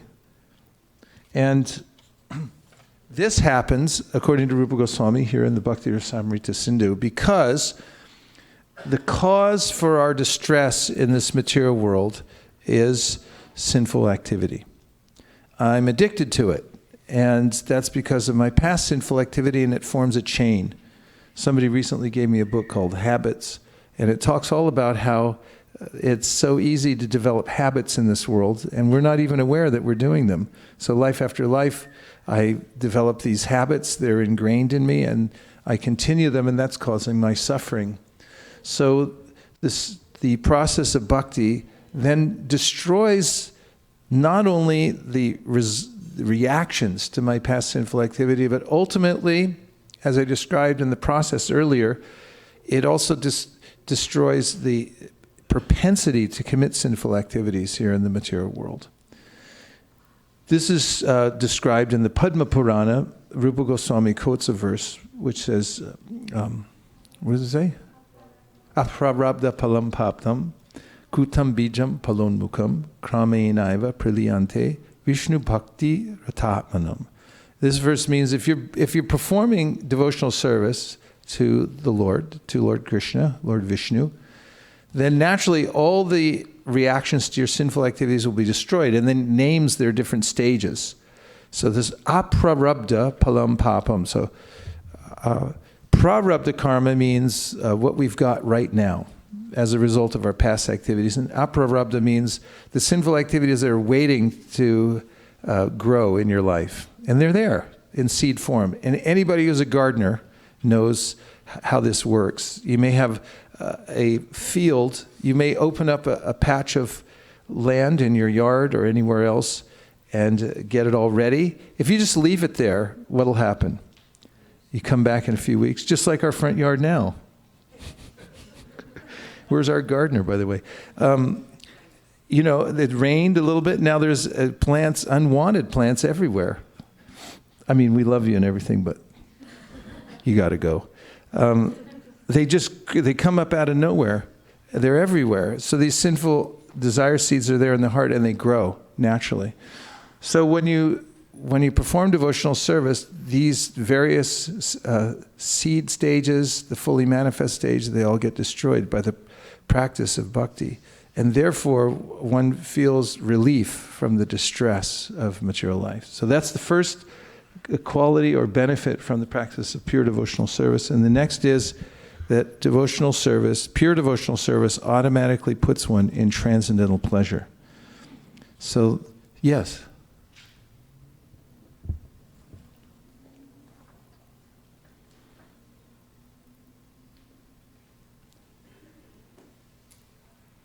Hare Krishna Prabhu. This always inspires me that this devotional service removes material distress. But what I'm trying to understand is if all our sinful activities are gone by devotional service, then there won't be any necessity for anybody to be in this material world because it's dukhalayam. But does that happen, as we say, after 40 years of practice? Or does it happen immediately? What is the criteria? What type of devotional service? Well, it happens immediately, but it's actually like if you take 1,000 lotus petals, and then you take a long needle, and then you push the needle through the lotus petals. If you're watching the process, you could say it happens all at once. But if you really want to get technical about it, you'll say it happens one thing at a time. That's why in the verse we just quoted, it says, Kramena praliyante Vishnu bhakti ratatmanam. Kramena means step by step it happens. Some people say it starts from the unmanifest and it comes up to the prarabdha karma, or it can go the opposite way too. But the fact is, the Shastra says it very clearly. For instance, in the Srimad Bhagavatam, third canto, Devahuti says, Aho bata shva pachato garyanya jiva gre vartate namatubhyam te pusta paste juhuvu sasna arya brahmanatra nama grananti ete. Oh, how wonderful it is, she says, that those who are chanting Hare Krishna, even a little bit, even just with the tip of their tongue, even once, if the quality is nice, then they are destroying all the previous karmas, and the proof is that they become qualified to perform Vedic sacrifice. How could that happen unless one's prarabdha karma was being changed? And Rupa Goswami says in the Namashtakam, verse please. He says, Yet Brahma shakshat kritanishtriyapi vinashamayati vinana bhogai apaitinama spuranina tate prarabdha karmeti virauti vedaha. He's saying, it says in all the Vedas, if you search it out, that by chanting Hare Krishna, you can actually destroy even your prarabdha karma. So these things are destroyed by the process of chanting Hare Krishna in devotional service. And then Vishwanath Chakravarti Thakur also says that Krishna will maintain the prarabdha of the devotees so that they can go on doing, practicing devotional service. So he kind of maintains it. Yes? One follow-up question is, Prabhu, is when you said about the quality of chanting, is it the attitude should not be that my material distress should go away if I just chant to please Krishna, then only this happens? Or is it like if I chant for any reason, then it happens? Yeah, the sixth canto of the Bhagavatam goes into this science of chanting Hare Krishna. This is the canto about Poshanam, how the Lord protects the living entities. And Parikshit Maharaj wants to know, after hearing about the hellish planet, how are we actually protected by the Lord? How do we save these people? And then Shukadev tells the story of Jamil and how he was saved by chanting the holy name even without intending to chant purely. He was just, his life was a little bit in turmoil. And he was calling out to his son, especially when he was about to die. And because he was in anxiety, he chanted. Because he saw Yamadutas coming. He was calling for his son, really, not for Narayan. But it acted anyway, so it'll act. But if one chants with the feeling of complete dependence on the Lord, then the quality becomes enhanced. As Krishna says in the Bhagavad Gita, Ye yata mam prapadyante tam stataiva bhajamyaham mama vartmanavartante manusha partha sarvasha. As you surrender unto me, I reward you accordingly. Actually, if you think about it, everything that we have in our life is, and every direction that we're about to go is dependent on our desire. This is a great secret and mystery of life, that our destiny is dependent on our desire.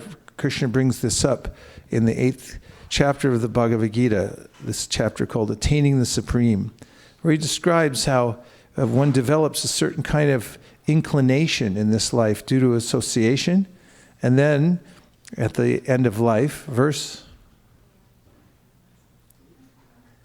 Yang vapi smaran bhavam tajatyante kalevaram tam tami vaite konteya sada tat bhava bhavita. Wherever your mind is fixated, whatever it's fixated on, whatever subject matter, Prabhupada said, the dying man is attracted to, which is a natural cultivation, that will determine next life. It's based on our desire. Really, material nature is fulfilling our desire.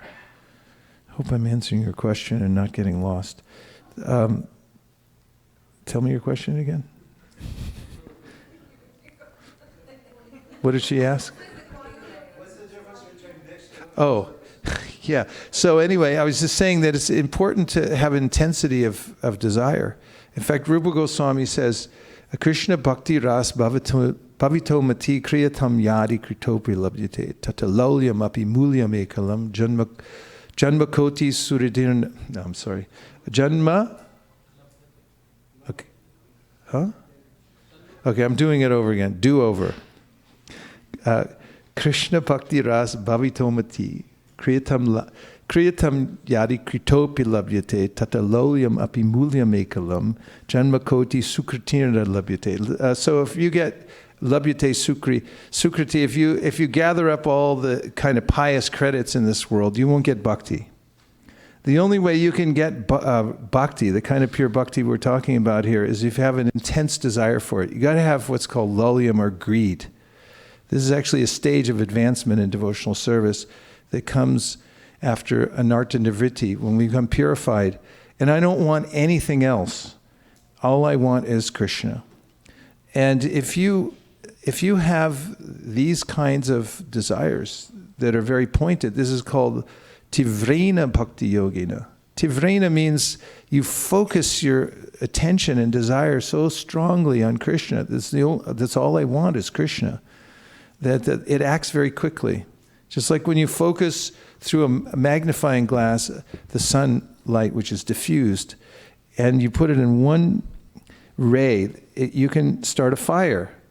So similarly, our desire has to be really strong. And if we chant like that, then it's so quickly effective. If you look in the Bhagavatam for Maharaj Chitraketu, he was able to directly see the Lord through his chanting sadhana, his mantra, within 7 days.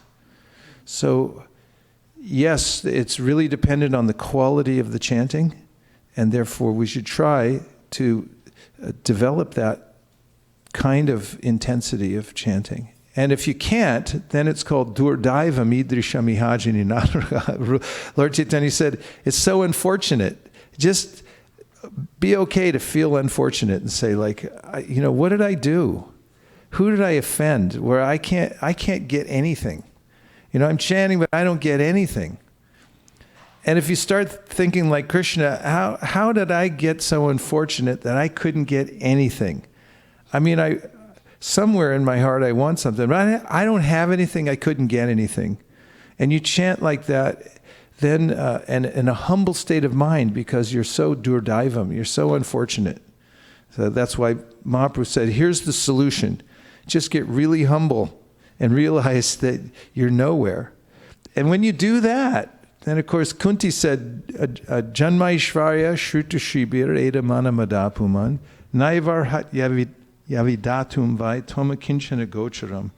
That she said, if you're a Kinchana, you feel like this, that I couldn't get anything, I didn't get anything, I don't have anything, I'm nowhere. But Krishna, I'm calling out to you. Then that'll have some effect. So the quality is really important.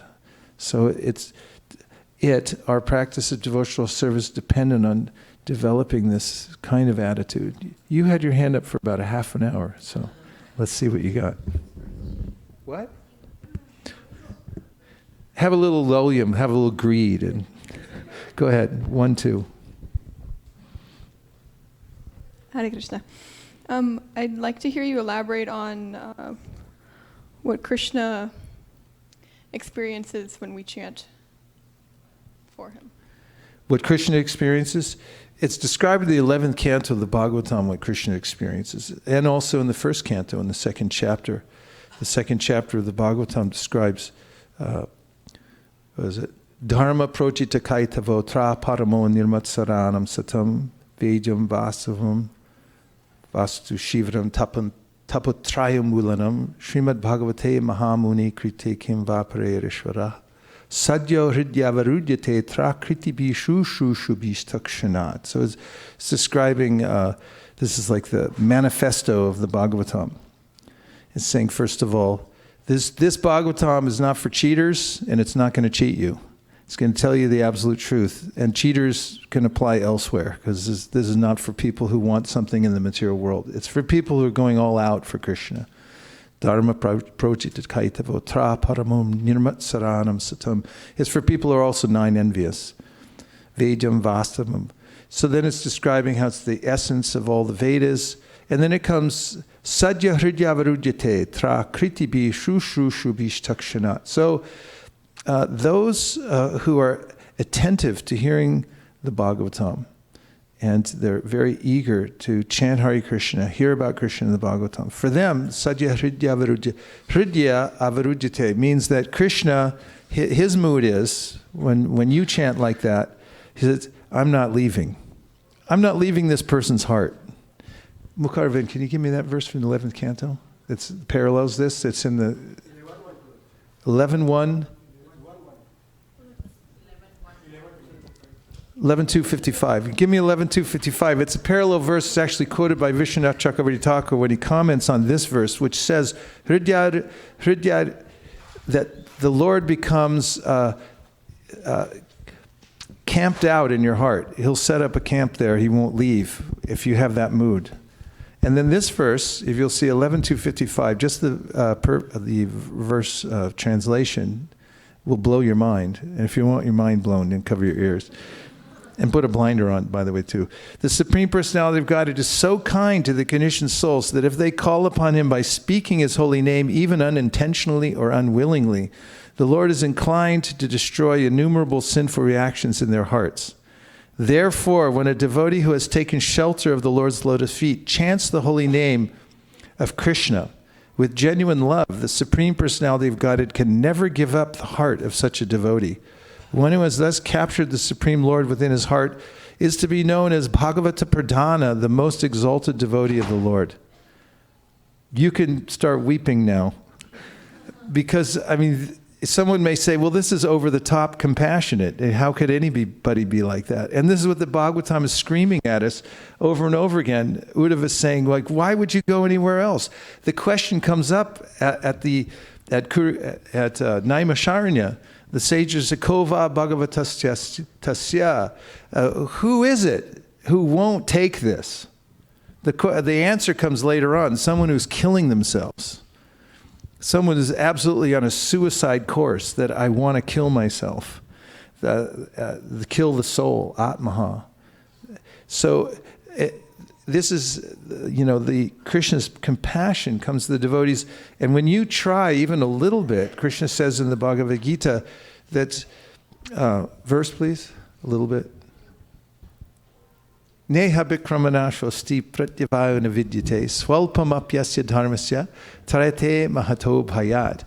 He says this in seed form in the Bhagavad Gita, that if you try a little bit, then you will, that'll be permanent, your permanent record. He's so attentive to when you have that strong intention to serve him, or that you call out to him. He remembers that forever. Ramachandra says that if somebody even one time says that I surrender to you, he said, I never forget that. I'm gonna keep that, and I'm gonna protect that person from that point forward. So that's how Krishna reacts. And in his prayers, Gajendra is saying, Krishna's never inattentive. It's not that only when we start praying does he pay attention to us. He's really focused on us all the time. It's I'm not looking in the right direction. I don't have the right attitude, so I can't even understand that he's right there with me. And that's why I was saying earlier, if you're chanting Hare Krishna with full sincerity, then you'll come to this point of appreciating that Krishna was there all the time. And that he's extending himself, and he's giving me my life right now. And that his mercy is completely abundant, not just now, but forever. And all I have to do is keep surrendering to him. That's life. That's real life. In the Bhagavad Gita, Krishna also says, Mukharvind, give me this verse. He says that one who does good is never overcome by evil. Second chapter. This verse is so beautiful. Krishna is saying, if you're just sincere, it means sincerity is never futile. Never. If you're sincere, even if you're inept in every other way, if you're sincere, then you'll be successful in devotional service, because you just have to try, and if you chant a little bit with sincerity, then you'll be successful. Okay. 1, 2. Naham tishtami vaikunte. He says that I'm not in Vaikuntha. I'm not, where else isn't he? In the hearts of the yogis. I'm wherever my devotees are chanting my holy name. Yes. First say it in Bangla and then...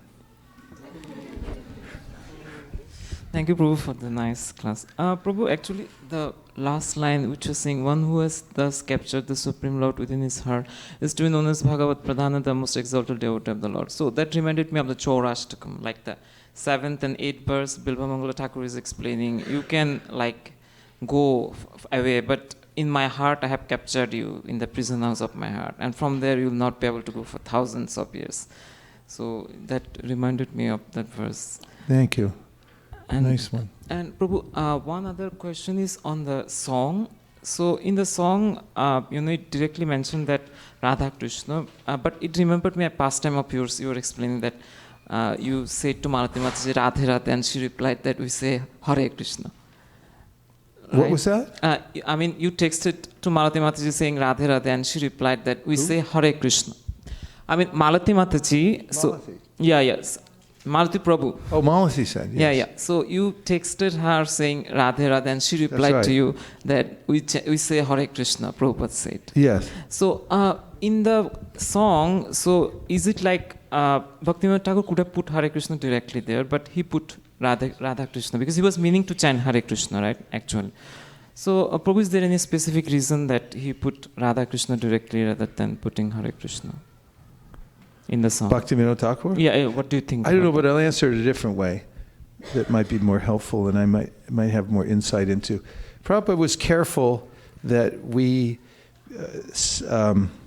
adhered to his mood and method of presenting Krishna consciousness, and also assimilated what we had.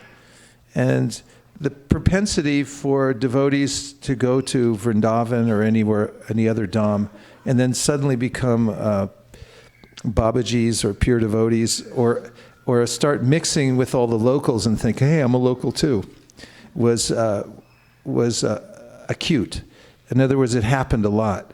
So Prabhupada was wary of that. He wanted devotees to be careful. Chaitanya Mahaprabhu incidentally did too. Jagadananda was going to Vrindavan after he begged Mahaprabhu to go there. Mahaprabhu told him, don't mix with the locals. You you won't be able to understand their mood of devotional service. And so that was more the kind of mood that he said those things in. And it just shows that although the teachings of Mahaprabhu and all the Vaishnava acharyas are vast, and it's very helpful for one to concentrate one's attention and develop the mood of one's particular gana or group. And this is the bhakti bias. That's why when you have a guru, you try to pick up the mood of the guru. When you have an acharya and an organization, you try to pick up the mood and method of the acharya and the organization. Of course, we notice and we honor and appreciate all the different moods, but it's okay to have a specific one. And that's what Prabhupada was doing when he gave that kind of instruction to Malati Prabhu.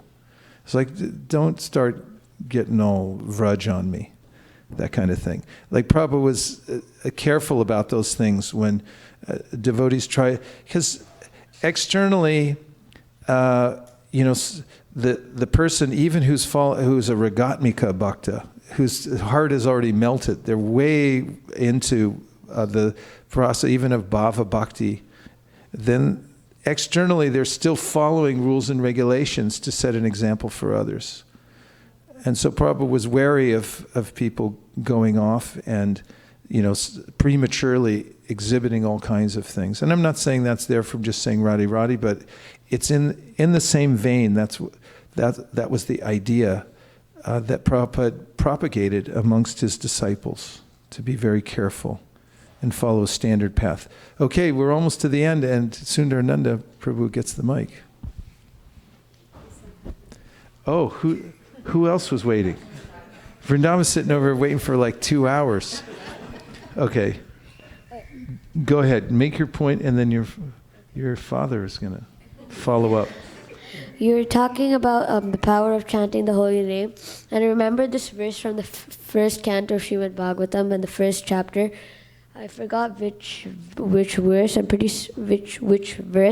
sure it's the 14th, and it says that one can be delivered from the meshes of birth and death by by even unconsciously chanting the holy name, which is feared by fear personified. Yes, nice citation. That is a very helpful verse. We know our Damodar Vamsidhari Prabhu, who's somewhere now watching over us. Whenever I always notice when anything happens, he'll go, "Oh, Jagannath!" To have the presence of mind.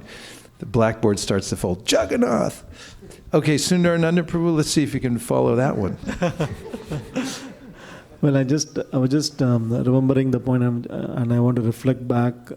What you said is my main business is to remember that I'm servant of Krishna and surrender to Krishna. Set up a little business. And what is your business? Surrender to Krishna. There's a lot of components. That's what's in this book. This is the business guide to those who have taken the business to surrender to Krishna. And this is how to do it. And as you were pointing out earlier, there's a sixfold path of surrender to Krishna, Sharanagati. And it's an art, it's a science. Because it's not that suddenly you can just opt out. Of course you can internally. You can make that decision and even make a declaration. But then you'll find that the material world kind of bounces back at you. And there's a lot that you have to deal with, isn't it? Yes. It's not just me. So you have to be artful. You have to be inventive, and you have to be smart enough, clever enough to listen to Krishna carefully. And you become smart and clever by listening to Krishna carefully, and then learning to cheat death before death cheats you. That's a very embarrassing thing.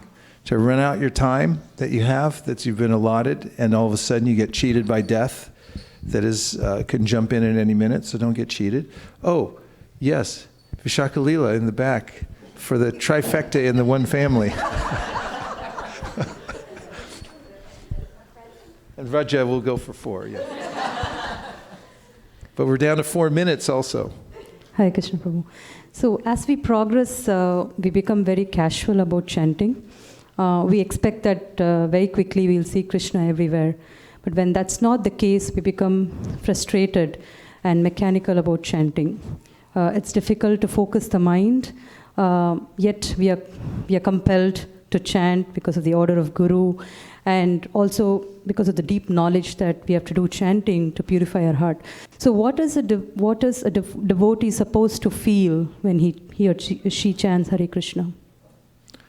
Well, I talked a little bit about it, the things that will come flowing into one's mental system. But I'd rather, talk about what the remedy is. One thing that's always helped me is a concept of starting over. I like to start over every day and just pretend like I'm just doing this for the first time. It's easy to get frustrated in this world because generally things go sideways eventually, and there's a lot of frustrating things that can happen. So just start over. Give up and start over and say, okay, whatever happened before, whatever, I'm not even going to count that. I'm just going to start from zero again and start with a clean slate and really just try to remember what it was like the first time you chanted. And it's natural. This is mentioned in the Bhagavatam in the 6th and 7th chapters. The Narada Muni, when he was just a young boy, had lost his family, his house. Of course, he had bhakti because he got association with devotees. And then he was off wandering, practicing what he had learned. And then he actually came directly in contact with Krishna and was experiencing complete ecstasy. And then Krishna withdrew that. And then he felt really frustrated. And then Krishna said that you're not at that level yet, but I gave you a little sample, a little free sample. So now remember that and work for it. So what are you supposed to feel? Well, if you don't feel anything, then feel dutiful. Just use your intellect. As Krishna says in the end of the 3rd chapter of the Bhagavad Gita, Evam buddhi param buddva samstabhyatmanamatmana jahi shatram mahabaho kamarupam durasadam. He said, overcome the lower self by the higher self. Use your buddhi and get it aligned. Just understand that intellectually. Use your spiritual intelligence and understand that I'm dealing with the holy name. And as Rupa Goswami says in his Namashtakam, he says, I mukta kaleru pasyamanam. Notice that all the liberated souls are doing this. Why wouldn't you do it? And start from there and think like, okay, I don't have any taste, but I'm going to follow in the footsteps of these great souls, and I'm going to practice to the best of my ability. And Krishna's very kind. He'll enter back into our lives when we diligently take up the process again and just sincerely try. It can help us. So I'm leaving early in the morning tomorrow for a flight to Dallas, Texas. We're going to go to Austin to meet some exalted devotees there. There's a community there. And then we're going to Dallas on Friday, Saturday, and Sunday for seminars and also to participate in their monthly Sankirtan festival. And so we'll be very engaged, I hope, in the Sankirtan movement. And I'll see you all next Wednesday, right? Yes. Next Wednesday, Krishna willing. And please take care of each other. We're really lucky to have association devotees, so appreciate devotees as much as possible. And chant with abandon. Just try to surrender to Krishna.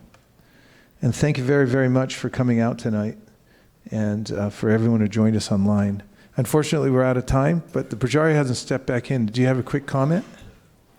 I was wanting to ask if you had any advice for one who wants to chant japa every day but has trouble doing so. He wanted to give advice for somebody who wants to chant japa every day but has trouble doing it? No, I was asking for you if you had any advice. Well, get association. If you're in association with people who chant every day, you'll chant every day. Because we generally do whatever other people around us are doing. So I find that sometimes when I chant japa, it feels good to chant japa, but I don't do it every day, and I want to. So in my mind, I know I should. Please do it every day. But I don't remember to every day. But all right. Yeah. Well, get your phone number afterwards. I'm going to text you every day. Okay? From now on, I'll text you once a day and remind you to chant, but you have to answer back. Okay. Is that fair? Yeah. Okay. Gaur Premanande, Nitai Gaura Hari Bo, Bo, Bo, Nitai Gaura Hari Bo, Nitai Gaura Hari Bo, Hari Bo, Hari Bo, Nitai Gaura Hari Bo. Vanchakalpadrischa kripasanvevacha patitanam pavanibhyo vaishnavebhyo namo namah. Please attend the Artik ceremony. We'll move all the asanas out of the way so that you can dance to your heart's content. And thank you very much. Hare Krishna.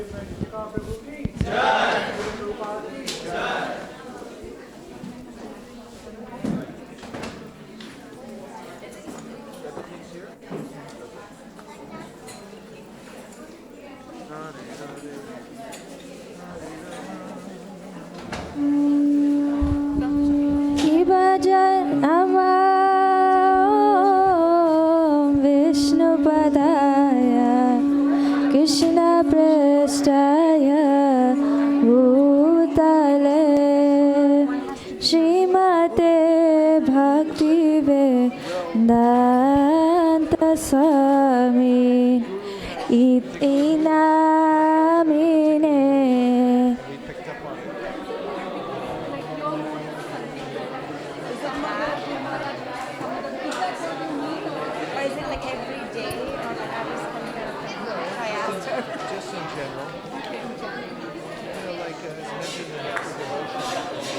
Swami Iti Namine Namaste Saraswati Deve Gauravani Pracharine Nirvishesha Shunyavadi Pashatya Vishatarine.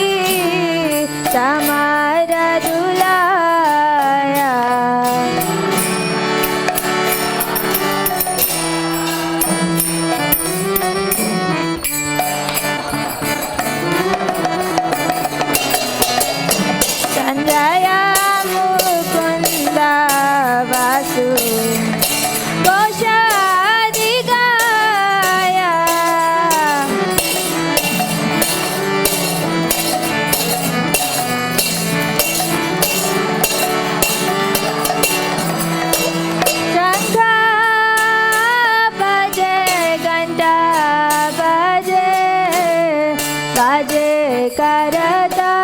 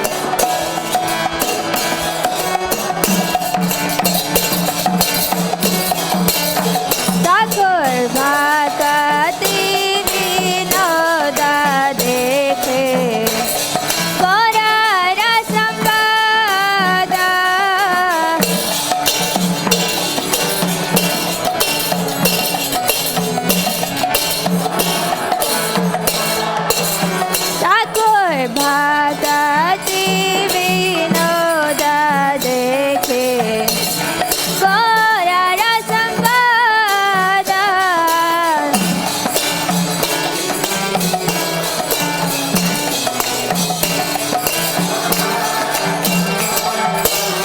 जय श्री कृष्ण चैतन्य प्रभु नित्यानंद श्री अद्वैता गदाधर शिवासादि गौर भक्त वृंद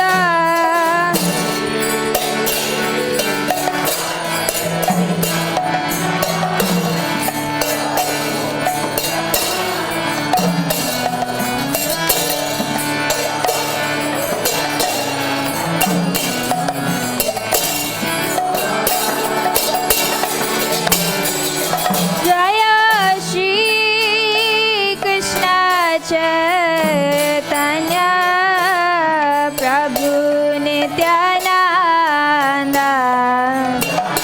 श्री अद्वैता गदाधर शिवासादि गौर भक्त वृंद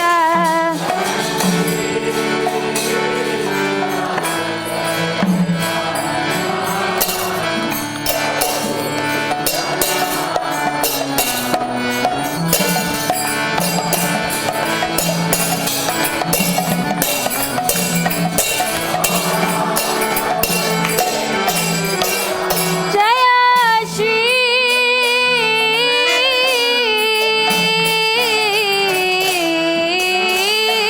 कृष्ण चैतन्य प्रभु नित्यानंद श्री अद्वैता गदाधर शिवासादि गौर भक्त वृंद श्री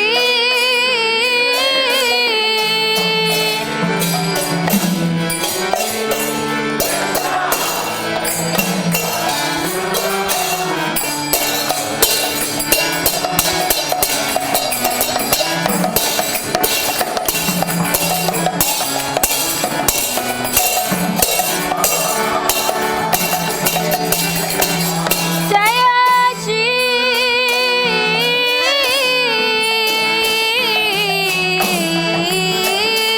कृष्ण चैतन्य प्रभु नित्यानंद श्री अद्वैता गदाधर शिवासादि गौर भक्त वृंद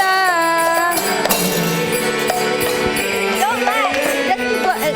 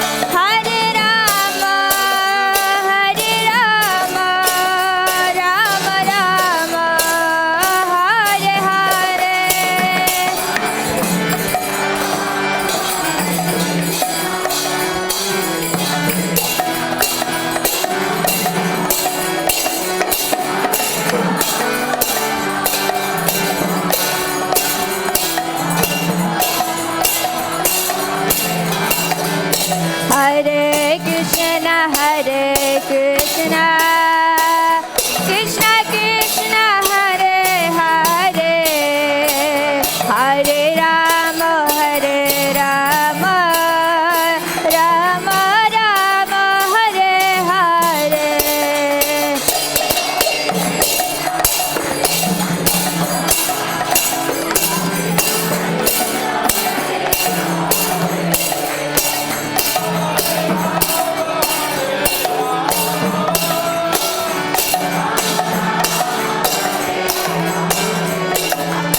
Hare Krishna.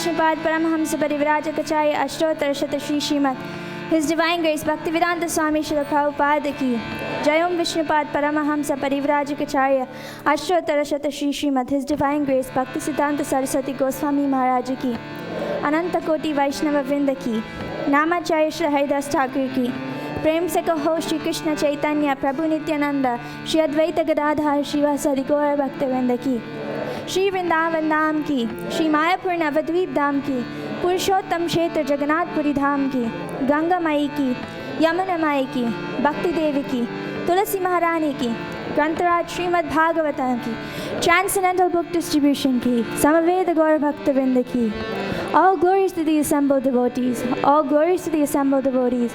All glories to the assembled devotees. All glories to Shri Shri Guru and Gauranga. All glories to Srila Prabhupada. Srila Prabhupada.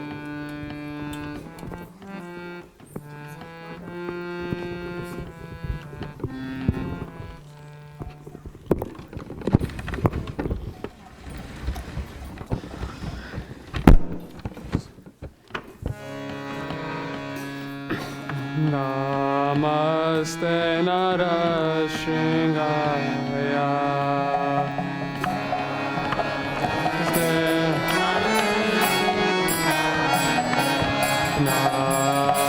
Namaste Narashingaya.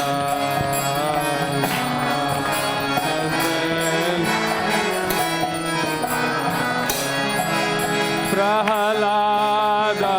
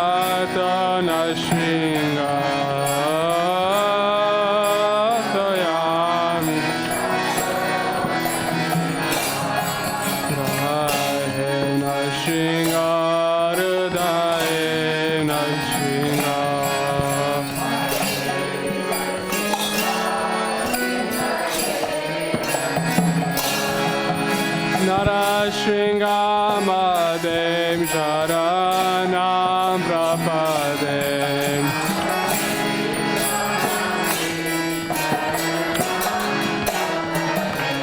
Narashingamadem Sharanam Prapadem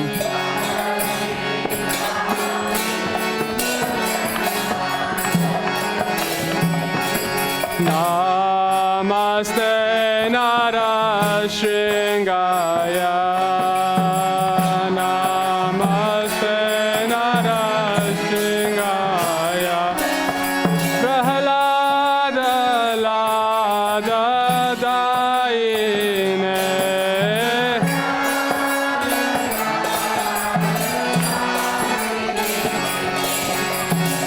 Tavakara Kamalavare.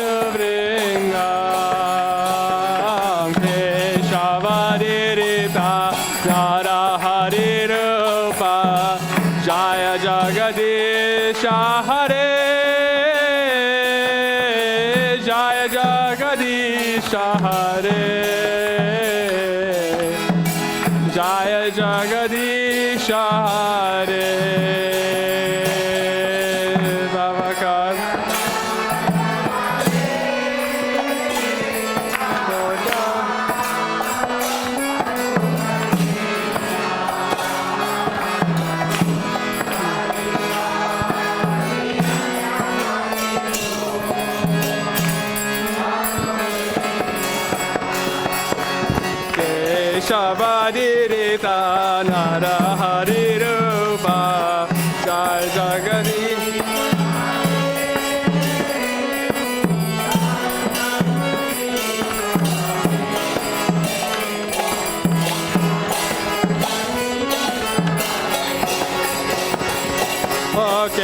Keshavarita Nara Hari Rupa Jaya Jagadisha Hare Jaya Jagadisha Hare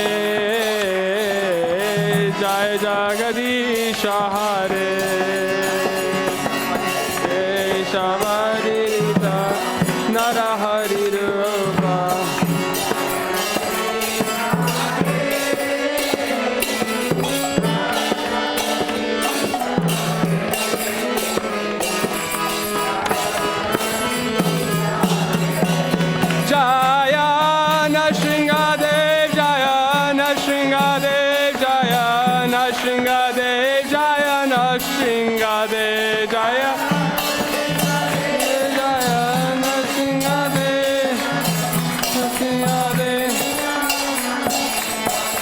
Jaya Prahlad Maharaj, Jaya Prahlad Maharaj, Jaya Prahlad Maharaj, Jaya Prahlad Maharaj. Prahlad Maharaj, Jaya Jaya Prabhupada, Prabhupada, Prabhupada, Jaya Jaya Prabhupada, Jaya Prabhupada.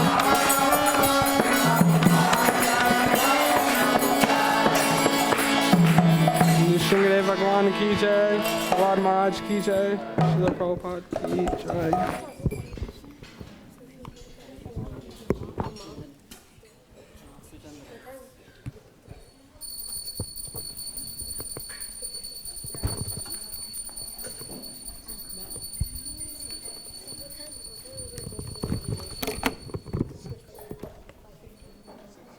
Hare Krishna, Hare Krishna, Krishna Krishna, Hare Hare, Hare Rama, Hare Rama, Rama Rama, Hare Hare.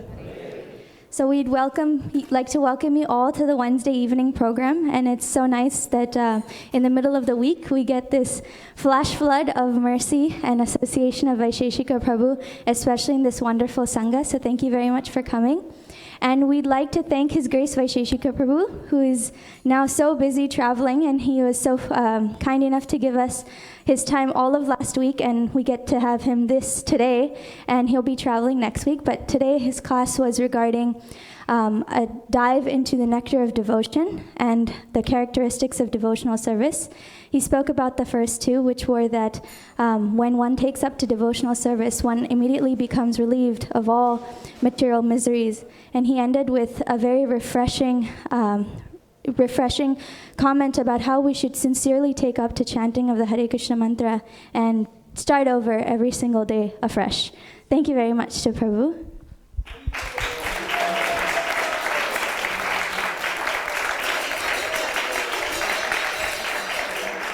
And we'd like to thank Neela Madhav Prabhu for the wonderful Nishingadev prayers.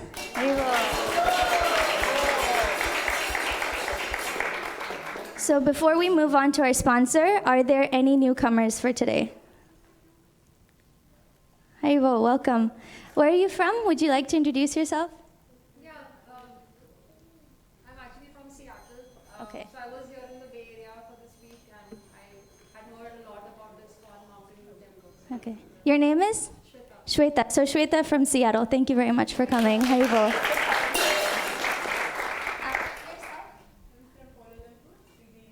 Oh, Kuala Lumpur, all the way from Malaysia. Thank you. Welcome. Hare Krishna.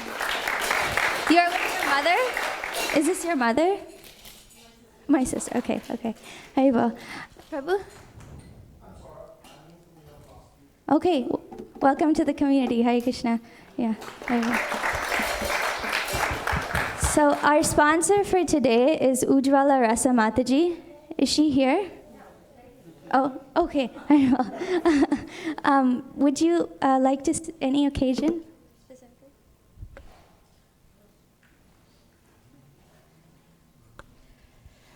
It's been 17 years. My dad passed away, so it's in his memory. Hari Bol. Please pray for him.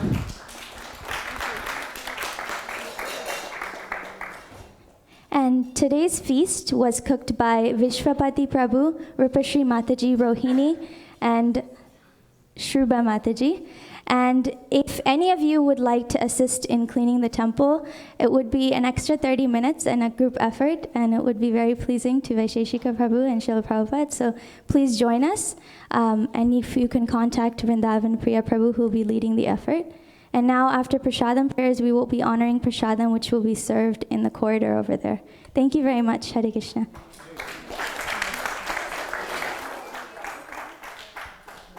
Sharira vidya ja, jodendriya tahe ka.